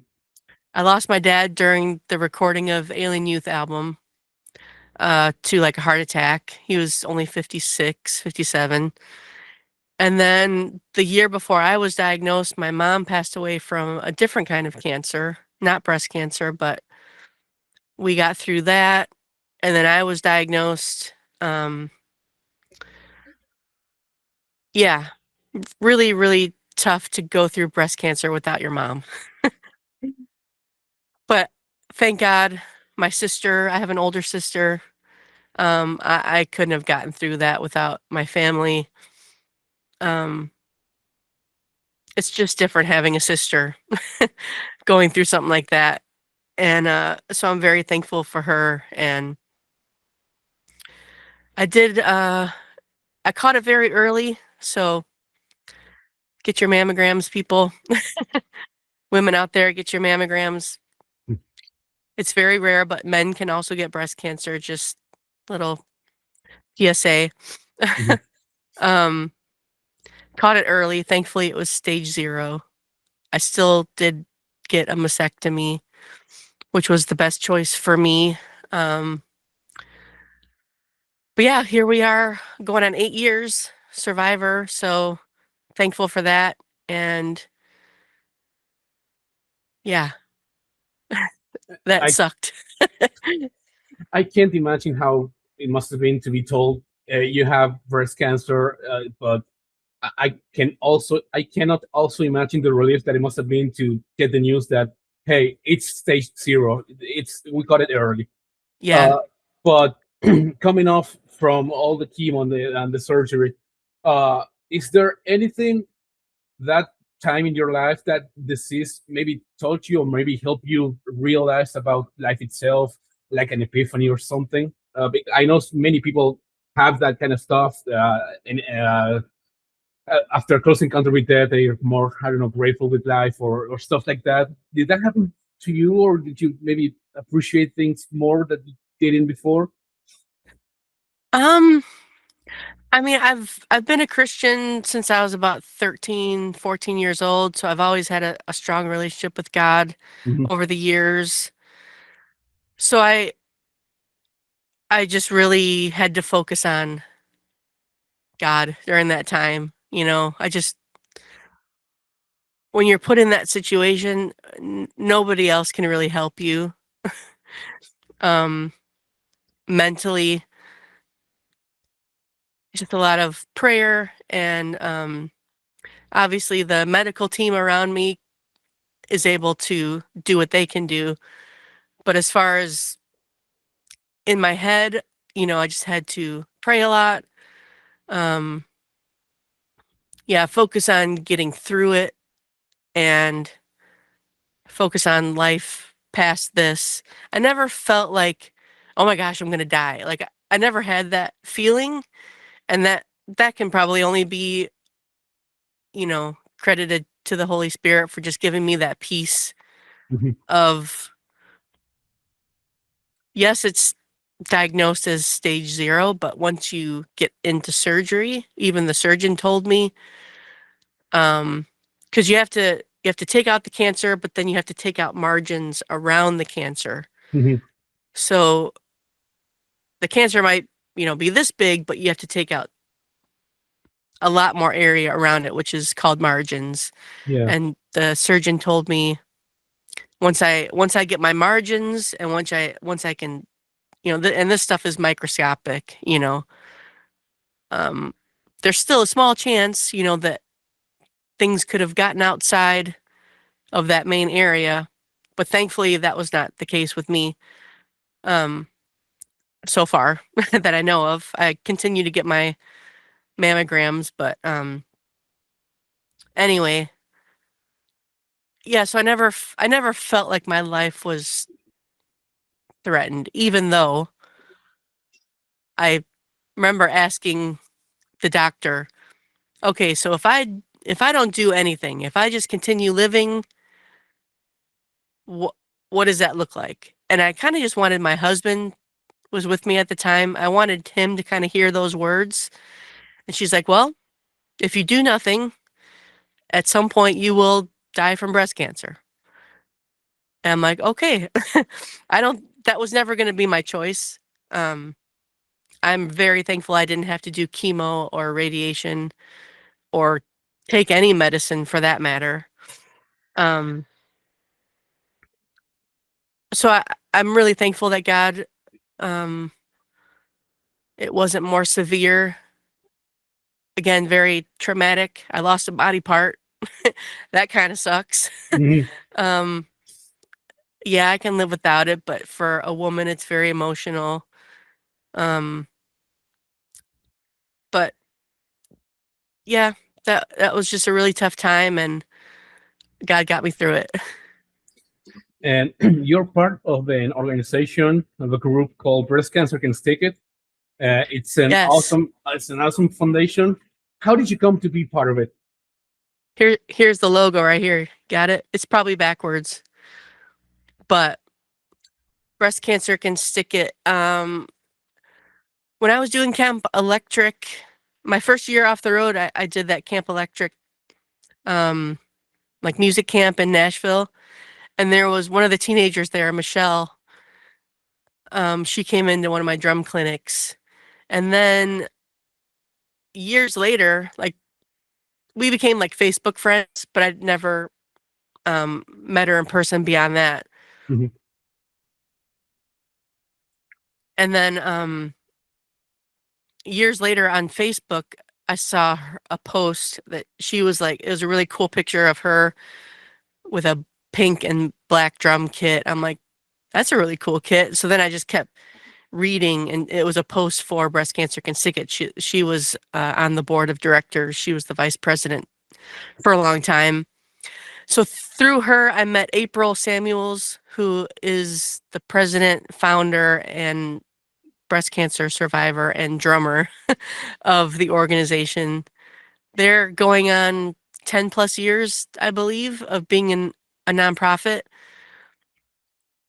So I went to their website immediately. I looked up everything I could find about Breast Cancer Can Stick It, and April started it because she wanted to combine her two passions, which is fighting breast cancer and drumming. So she came up with the slogan "Breast Cancer Can Stick It," and Michelle kind of connected us, and then they wanted me to come and be a celebrity guest because every year they have a drumathon event, which is Mhm. their main fundraiser for the year. They bring in celebrity guest drummers, and I did my first year was 2019, and I've been going ever since. And I've gotten to be in some incredible lineups. I got to meet Chad Gracie. I invited him. Never met him before. I reached out to him on Instagram, and he's like, I would love to do it. So I got to meet one of my favorite drummers. Great guy. Last year we had like Zorro, Rich Redmond. Like Mhm. these are iconic drumming, icons. Uh, Gina Shock from the Go-Go's we've had in the past. Samantha Maloney, the only drummer who's ever sat in for Tommy Lee for Motley Crue. By the way, um, so fast forward years later, I'm 2 years now. They invited me to be on the board of directors, so I'm now sitting on the board and having a great time. We just got back from the NAMM show in LA, which is National Association of Music Merchants. It's like Mhm. the largest music trade show, and we connect with a lot of our sponsors there.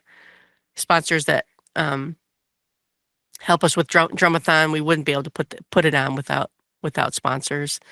So yeah, very very supportive group, and that's a godsend right there. Like, how many nonprofits having to do with breast cancer and drumming? Like, come on, like sign me up. Yeah. And I can imagine as a guy myself, I really cannot imagine how empowering it must be for you to be sharing stage and to be sharing a space with so many women that have survived this thing. And how's that like in the sense of forming a sisterhood or however you want to call it? Oh yeah, like April's one of my best friends. Yeah, she calls us survivor sisters, and I've met a lot of great women who are survivors and who are not survivors who still volunteer for the organization. Yeah, great support group. And it's all music centric, so it's people who all love music of all kinds, a lot of rock music, but um, yeah, just invaluable for me, like over the last 7 years.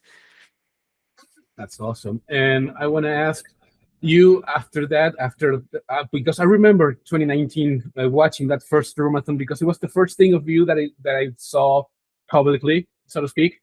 Uh, Yeah, and from then on, and I want to say maybe during the pandemic, you started coming you started having more of an online presence, uh, more than before. And how was that like coming back into group of fans that maybe don't know who you are, or a group of fans that do know who you are but haven't seen you in a while, reconnecting with people, having a platform again? How was that like? Yeah, it was really interesting the way it kind of all came together, and it really did have to kind of do with having breast cancer, because I kind of kept it to myself at first. Of course, Mhm. my family knew and a few like close friends, but I didn't really want to talk about it. Like, I'm just like, this is embarrassing. Um, those are kind of the emotions I was dealing with. Plus, I'm still grieving my mom at that point, like, um, because she died in January and I didn't get diagnosed, until like April of the same year. So it was a very short window, and I'm still grieving and going through this stuff. Um, but the timeline, if I can kind of link all this stuff together, like I said, my husband and I were trying to build our studio and learn how to set all that up because he wanted to record music. I wanted to record my drums. Going through that whole process, and then uh, Emerald Escape kind of coming into what that is at the moment, and getting better at songwriting, getting better at quality recording. And um, I was doing some work on soundbetter.com where people can hire me if you want me to play on your song. That was another goal, to like get professional sounding drums so that I can be hired to do remote like recording, Mhm. which went well into the pandemic because everybody was doing everything remote. Yeah. And but prior to the pandemic, the breast cancer thing was 2018. And then, having done Drumathon, and meeting April, she has a podcast called The Beat Broadcast, and she wanted me to come and be a guest on that. And that's really where I started getting back into interviewing. I was posting like some drum videos and stuff just randomly on like Instagram and whatever, but that was like kind of my first interview. I would say a significant interview that um with her. And then, gosh, during the pandemic, like TikTok kind of was taken off, and some of these other platforms where people are live streaming a lot. Yeah. And we did some things through Zoom where we were all playing like in separate boxes, and she edited all that together. Like, people are doing a lot of online live playing, Mhm. and I'm like, this is really cool. I want to do this more often. I want to learn how to do it. And so my whole setup here now, we've come, we have good sounds, good equipment. It's always like a learning process, but it's enabled me now to get to a point where I can actually do some live streaming and play along to Skillet songs and play along to Emerald Escape. Um, I actually want to do a live stream where I play to the whole Alchemy album. Do you Mhm. have that album? Yeah, if you want me, I can send it to you. Uh, I have a hard copy, so I probably can Oh, get it into my computer, okay, like I okay. have an actual CD. But I know it's on YouTube also. Yeah. But I thought that would be a fun live stream to do. But so far, I've been live streaming primarily from TikTok. I did the whole Alien Youth album. I made that, like, I did from start to finish. I still want to do Collide and Comatose. So get ready for that. And did you ever think, because TikTok is a good platform for live videos, but did you ever think about moving to you, or taking on YouTube for maybe, I don't know, uh, covers or whatnot, and actually produce covers like some people do, like I did at the time as well? Yeah. What instrument do you play? Do you play drums? Guitar. Guitar? Okay. Oh yeah, Baku the Guitar Hero. Yeah. Duh. Um, I did do a couple of cover videos when I was kind of learning the equipment and learning how to do stuff. I probably will do that more often. Live streaming is just it's just weird across the board because some platforms have copyright rules and other platforms don't. And some have it, if you're recording a video, it could get flagged. And then the opposite is true for other platforms. You can play along with it live, but you can't post it more than like 60 seconds. Like there's different rules for all these platforms, and that's kind of why I ended up on TikTok, Hmm. because you can play along to cover music. Hopefully that won't change, but I just this week I've learned about other platforms that are coming out. Like there's always going to be another app, you know. Yeah. So that's kind of why I steered away from being live on YouTube. But now with AI music, it's a fine line. Like it's fun to play along with music as a drummer. It gets kind of, unless you're just like amazing, it gets kind of boring, I think, for the listener after a while if you don't have something to connect with musically as far as like a melody. Hmm. You know what I mean? Yeah. So I probably am not going to be the drummer that just puts out straight just drum videos unless I'm like teaching something. But unfortunately with YouTube, you can't just live stream like cover music. Uh, YouTube, at least from my experience, is very permissive unless you cover it. I don't know. I had on TikTok, I tried to post a cover of my a cover I did of me playing No More Tears of Ozzy. Okay. I tried to post it when he died, and it got copyright strike. And Okay. yeah, it's weird. It's really true what you say. It's really weird because YouTube, all they do mostly is maybe demonetize the video, but they won't take it down. But maybe I don't know, other platforms like TikTok or maybe Instagram, if they get too strict, Yeah. they'll just not allow you to post it at all.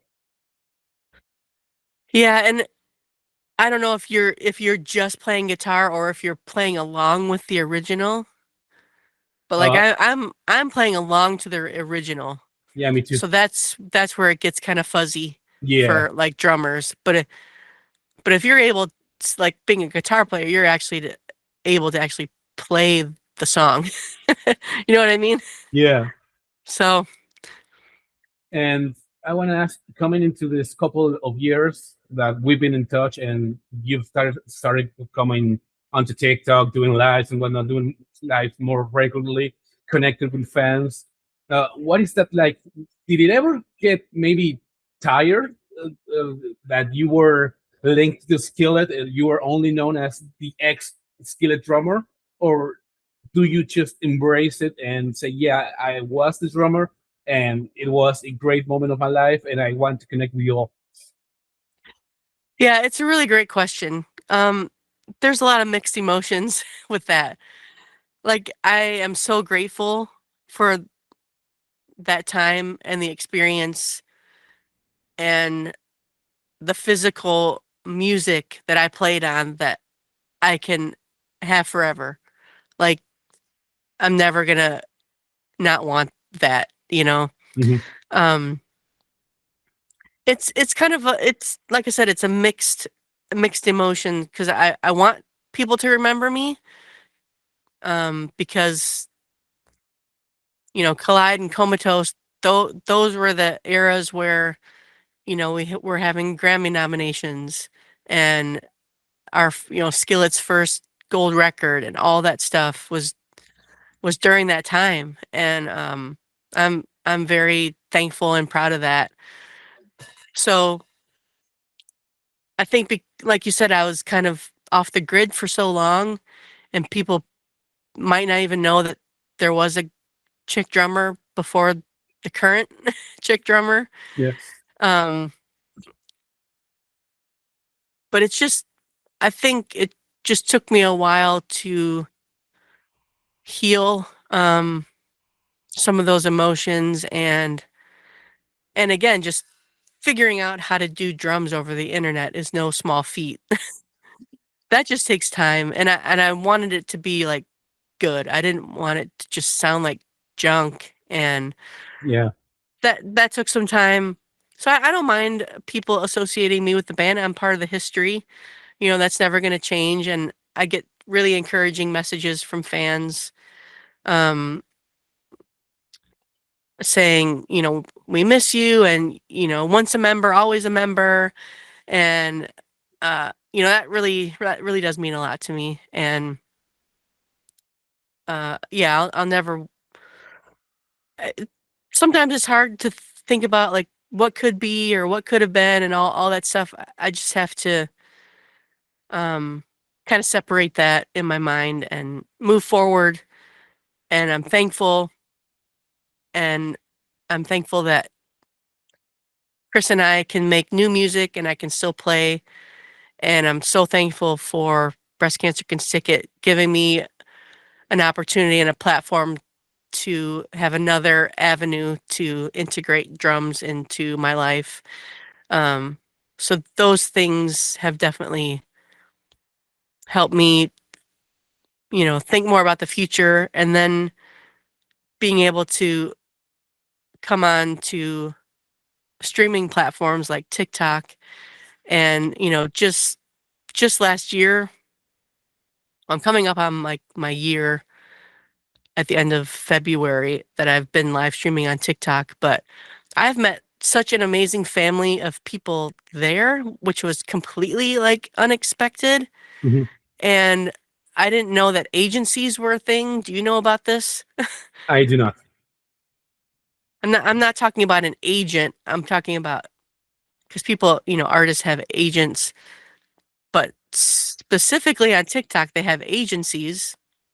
So I got in with a really great group of drummers, and streaming artist agency wanted to bring me on board. So I'm now with them. And so live streaming has given me that opportunity to connect with a group of artists, and at this point, a lot of drummers, which goes great with the whole Breast Cancer Can Stick It thing, like getting drummers on board, um, and the support that they've showed me, like people that I've never even met in person. There were like 4 or 5 drummers that came to Dallas, Texas, and came to Drumathon in 2025 because of our connection on TikTok, which just blew my mind. Like, but anyway, shout out to Drummer's Diary and Jamie Gailey. He started Streaming Artist Agency, so it's a new company, but I'm very excited for what this year, 2026, can bring, and opportunities for that. And um, an opportunity has already come out of that because coming up this April, I got invited to go to Rise Up Con in Mhm. Pigeon Forge, Tennessee. I think it's April 10th and 11th, 2026. Like a meet and greet, like Comic-Con type event Mhm. with Christian actors and authors, musicians. I think Michael Sweet of Striper is going to be there. So I'll have a table where I'm doing meet and greet and autographs and pictures and stuff. So that's really cool. And I want to ask because lately with the archive, we've been uncovering a lot of pictures, a lot of videos. Uh, Looking at those pictures, did you ever, I don't know, maybe see a specific set or specific picture and you remember the place or you remember the show? Like it just comes back to you? Or is it more of like, oh, I didn't know this picture existed. I didn't know this photo was existed. Yeah, shout out to you for digging up some of this stuff. Sometimes if I can see beyond the stage, because primarily the stage, depending on the tour, will pretty much look the same. But if I can see the venue, or like our friends out in California, like Concrete Girl and the twins, Tracy and I can't think of her other name, but Holly. what was it? That was Tracy and Holly. Yes, sorry, Holly, Tracy and Holly. They would always, take pictures and video and stuff. So I know they used to have that up on their own website, so I do recognize some of that stuff. And they would kind of tag it at the bottom. Yeah. But yeah, sometimes I come across a picture, I'm like, no, I did not know that a picture existed. But I always know, like I said earlier, I always know when it's a fly date because I'm not on my own drum kit. So I'm like, oh, this is probably from California or the West Coast. But yeah, shout out to you for digging up some of this stuff, like really great memories. And yeah, sometimes I can remember the venue, but it was probably a church. And we had a lot of churches back in the day. Speaking of your drum kit, I'm trying to find a photo to show you during 2003. There we go. I have a photo that I want to show you that this is obviously not your drum kit. But let me see if I can. Uh, there we go. Okay, what color is it? It's this one. Holy cow. Do you remember that one? That was with Super Chick. Nope, I do not remember that one. It is a very peculiar drum kit, honestly. I like it. This is one of Robin's photos, and I joked Okay. with her that this is like the candy drum kit because it's very candy-like. I don't know. Yeah. What does it say on the front of the kick drum? It's a slinger. Does it say Slingerland? Yeah, I have. There we go. Okay. Yeah. Okay. So, and then the background, which tour is that? Is that Collide tour? That's October 5th, 2003. That's with you had a tour. You guys had a tour with Super Chick, I believe, or Ballroom Girl. I cannot remember. It was something with girl. Yeah, it was Super Chick. Well, we did a lot of festivals and stuff with them too, so it could have been a festival. So it was probably a backline kit that everybody had to use, and I would always bring up my snare drum, so you can see my silver sparkle snare drum there. Yep. There it So is. I'd always bring up my kick pedal, my snare drum, and usually my cymbals. Yep, but I don't remember that kit, surprisingly, because it's pretty memorable. It is. And let me see here. And going back on, we're coming up on 20 years of Comatose. We are also coming up on 30 years of Skillet as a whole. Your part on the band is no small feat. You've been with for 7 years, 3 albums, 2 of which were successes in their own regard. You have gold records, platinum records. Looking back on those 7 years, what are some of the best memories you have playing with Skillet? All those tours, all those memories, all those trips in bands or in tour bus. Oh, well, thank you. I appreciate you saying that. I really appreciate it. So many great memories, so many crazy road stories, like getting stuck under a bridge. Um, you know, thankfully we were always safe on the road. We didn't have any major like accidents. Um, gosh, going overseas is a big memory. Going to Australia, New Zealand, Norway, countless trips to Canada. Um, yeah, just the road was just as enjoyable for me, like connecting with the fans, like you mentioned, Robin, Will, you know, Tracy, Holly, the whole family out in California. Those are the things that still stick in my mind to this day. Like Kara, I don't know if she's reached out to you or you've connected with a girl named Kara. She would make us birthday cakes. Robin would, I think she made me a snare drum cake once. I got a photo of Robin that she made a guitar-shaped cake for Ben. I totally remember that. It was huge, and they brought it in on this big, like, cardboard pan that they had to, like, custom make. Yeah, and, like, the gifts that fans would bring us, the amount of bags of Skittles, because I said at one time in an interview, that I like Skittles, and I always had them in the studio. We'd always have Skittles on the bus. But just the cities that I got to see, and um like the touring and the road is separate in my mind from the recording, and they're equally both love the recording process, and just the vibe in a studio and creating new music and the excitement of that was always like a big highlight for me, especially when I came into the band. I did that live record, the Ardent Worship. Mhm. Trey played on a few songs. That was my first recording experience with Skillet, and then my first studio experience being Alien Youth. Like all that, just the amount of hours that you spend doing all of this stuff, the amount of hours in the studio, the amount of practice, the amount of time on the road, the amount of time spent, connecting with fans. It's a huge, huge sacrifice. It's a joy. I loved every minute of it, and I'm never going to regret that time of my life. I want to ask a funny question. Do you have a particular show, or maybe shows in plural, that you're maybe too embarrassed to remember because of something happening, or maybe I don't know, your snare broke in the middle of a song or something like that? Oh yeah, yeah, yeah, yeah. So Alien Youth, I said that I had to do a lot of drum triggering. Mhm. So I had a Roland Octopad with 8 pads and a couple other random pads, like right next to my snare drum. Mhm.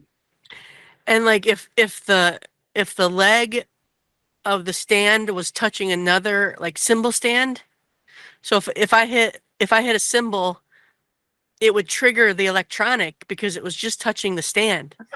And so you have to like adjust the sensitivity of the Roland Octopad. So we, put the sensitivity way up, but it would still happen. So I had to configure my stands in such a way, like that's why fly dates were like a nightmare, because I couldn't have all my own gear Mhm.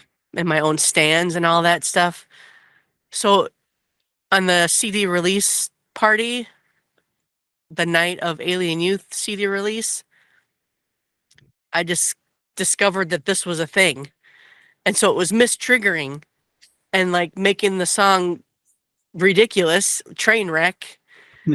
Why that didn't happen during band practice, it just didn't. I don't know why. But I had to I had to learn that on the fly. So that was kind of a nightmare.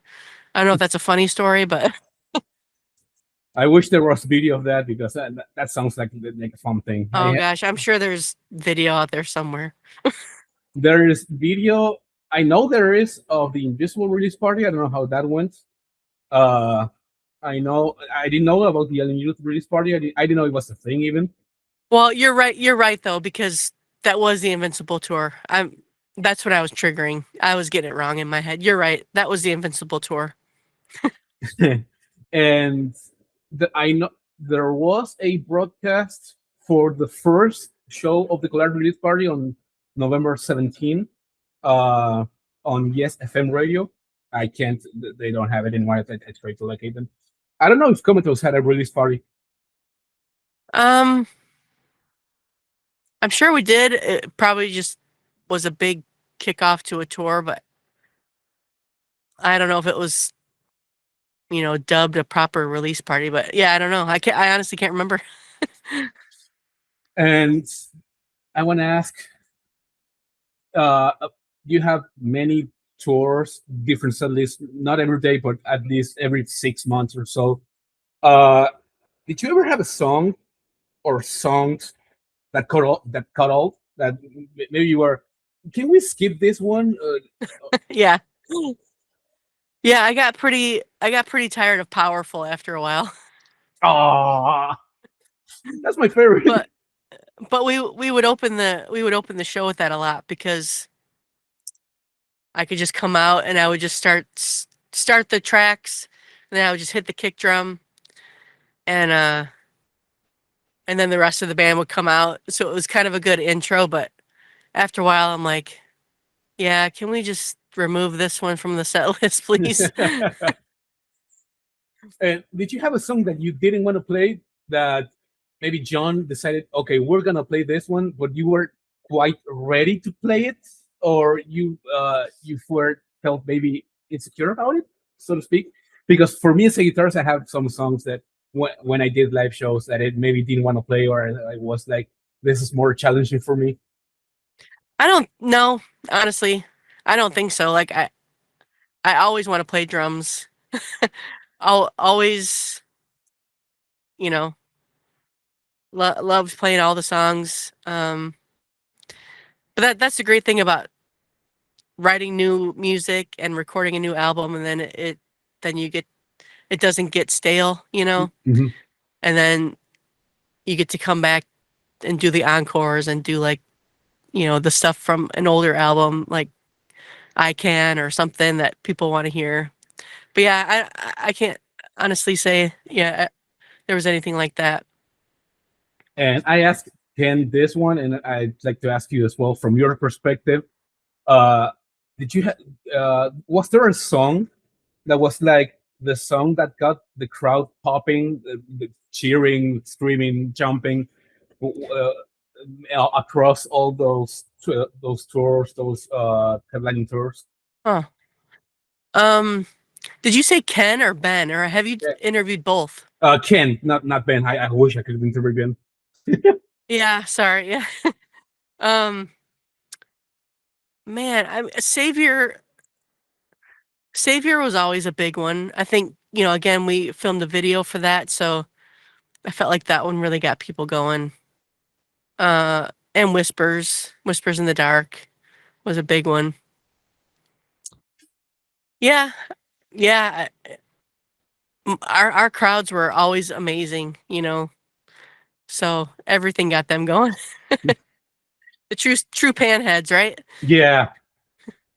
And if you could go back in time 26 years ago, you're just coming into the band, what would you say to yourself? What would I say to myself? Man,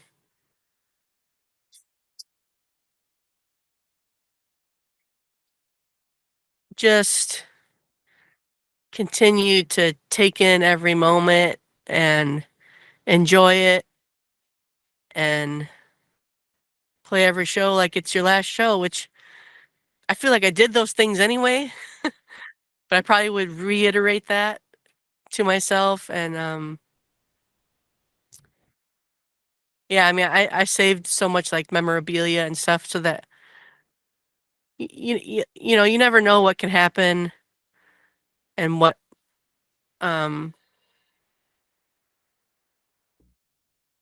if Skillet's still going, obviously, but for any one of us, there's been a lot of members over the years, but um that's why I saved a lot of things, because you never know when it's going to end or why it needs to end, or you know so yeah, I feel like I've watched enough MTV Behind the Music to know that I just enjoyed every moment and kept a lot of things. And yeah, like I said, it's just a really great time in my life, and there's nothing wrong with what God had planned for me, and I focus on that, and it's all God's plan, and the way he worked it out is perfect. Speaking of memorabilia, what did you keep from the road besides posters and behind you the drum? What do you call it? Cover? It's a kick drum head. Kick drum head. Uh, Sorry it's backwards, like in the camera. no, I see it the right way, so it's all great. Oh, good. Good. Because I've seen you have your Alien Youth cutout from the tour. Yes. I know you have the kick drum head from Collide. You Yep. mentioned some posters, backstage passes, uh, but what's some of the rarest possessions you have that you say, okay, this is one of a kind, and this is awesome to have? Well, yeah, you mentioned that Alien Youth cutout. Mhm. Like, okay, so truth be told, I hate the cover of Alien Youth. I think a lot of us kind of didn't like it. Whatever, it is what it is. It's not really a complicated cover. It's just like a mosaic picture of John's face, right? Mhm. So John thought it would be cool to have that of each one of us for the backdrop. Mhm. And then at the end of the tour, I think John said, because what are they going to do with it? It's just going to get rolled up and put in a warehouse probably somewhere. And maybe he offered, he's like, well, if you want your square, take it. So I'm like, I'm taking that thing before it gets rolled up and gets all moldy or something somewhere. So that's one of a kind for sure. That's probably like the most one of a kind thing I have. My mom saved everything. She's got magazine covers from like 8 Ball. I don't know if you remember that magazine. I was too young to remember. Okay. I've got some Polaroid, like when you're taking like photo shoots for albums and whatever else, Mhm. they would take like a Polaroid. At least our photographer did, just to kind of do like a test shot. Mhm. I've got some of those Polaroids. Those will be awesome to see. Yeah, I'll have to scan some of them and dig them out. I've got a box of stuff. But I pretty much saved every backstage pass I ever had and as many tour posters. And then over the years, I would put them in a collage of like a certain poster. I can send you a couple pictures of those too if you want. Yeah, that will be awesome. I've Anything got and them all. everything. Yeah, I've got them all framed. Yeah, so that stuff's all one of a kind. Some of it has my name on it, which is cool. Like actually printed my name on it, or most of them just say Skillet, but some of them say Lori. Um, one of a kind thing I have is my Grammy nomination invitation. Like we went to the Grammys, Mhm. which is funny because the Grammys was just on last weekend. Yeah. um, so when you get nominated, they send you a medal.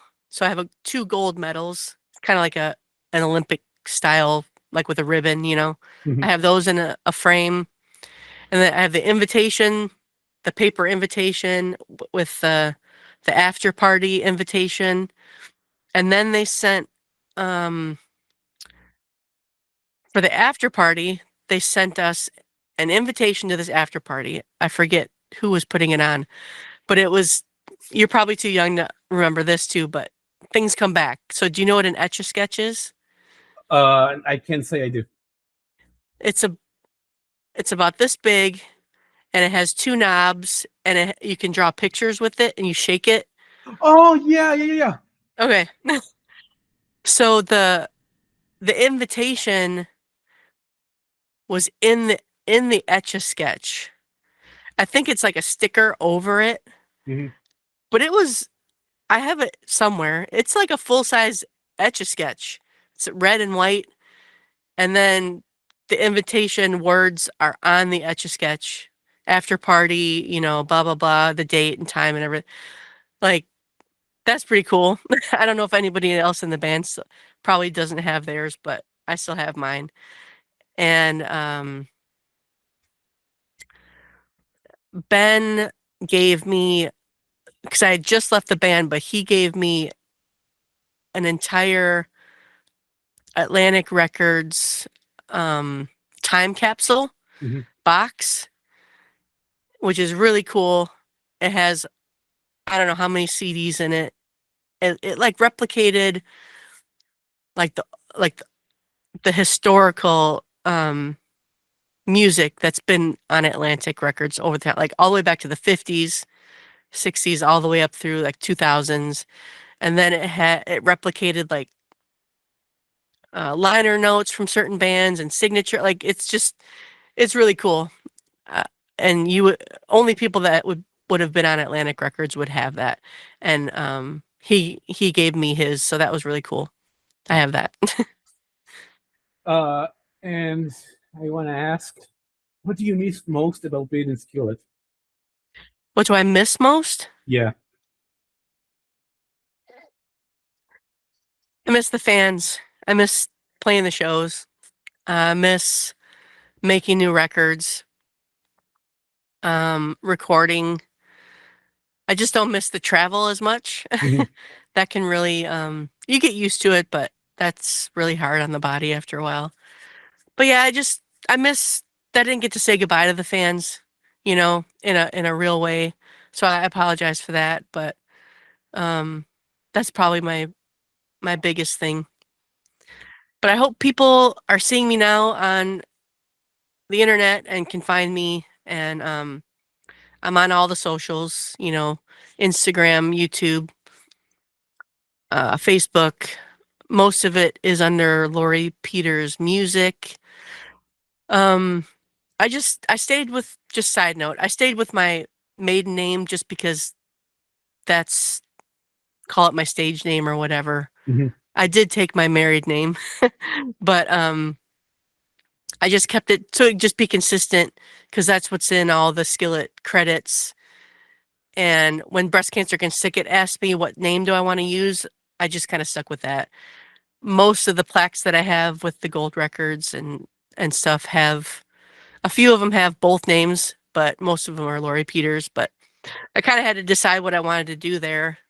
And so I just thought, well, people are going to associate me with that name as far as music goes. So I just kind of kept with that. So, but Lori Peters, underscore hits drums on Instagram. Yeah, you can find me. I'm out there. All right, and final question. This one I also asked Ken. Uh, if you could get together with John, Corey, and Ben for, I don't know, a rehearsal or whatever, what song or what songs would you like to play with them one last time? Interesting. Yeah, yeah, yeah. I get this a lot in my chat too, like, oh, would you ever do a reunion or would you ever do this? Um, Again, it would probably be very emotional, but I think enough time has passed that I would love to do something like that. It'd be really fun. Uh, and I always feel like I can contact those guys if I need anything. Gosh. I mean, I think Rebirthing and Savior would be some big ones. That would be really fun. Better Than Drugs. I love playing that one live. I don't know, it's just got a good feel to it, I think. But um yeah, I think it'd be cool to play some of those worship songs too that we did on the live worship album. That would just to play like that type of stuff with them would be fun. Mhm. But yeah, I'm down. I'm down. All right, Larry, thank you so much for your time and thank you for all the answers, all the support. And tell the fans where we can find you, where we can locate you in person or virtually. Yeah, like I said, TikTok is where I've been live streaming. So Lori Peters Music on TikTok. I've been live streaming weekly. I try to put my schedule up there or at least post a story about it. Mhm. Um, but I'm trying to do that actually more full time. So I'm trying to actually play every day, you know. But YouTube, Lori Peters Music, and then Instagram, Lori Peters underscore hits drums. Those are the main ones I'm focusing on. Facebook, again, Lori Peters Music page. But other than that, I'm working on a website. You can find Emerald Escape music wherever you stream. We've got a handful of songs out. And then breastcancercanstickit.org. You can find information about that. I think that's everything. And when's the next Dramathon? Interesting. 2026 is going to be the first year we have two dramathons. The first one, it's going to be the first annual dramathon in Nashville, which will be over the summer. We haven't announced the date. But then we also have the normal drumathon is every fall. So October is Breast Cancer Awareness Month. So Mhm. it's usually in October. It was kind of late this past year. But yeah, usually October, and that's in Dallas, Texas. Awesome. All right, Laurie, thank you so much for your time and keep rocking. Yeah, man, I appreciate you, man. Thanks for all you're doing on Skillet Archives. It brings up a lot of good memories, and I love looking at it. That's why I'll we get do you it. some stuff. I promise I'll get you some stuff. Awesome. All right, thank you so much. And we'll be back. All right, talk to you later. Bye.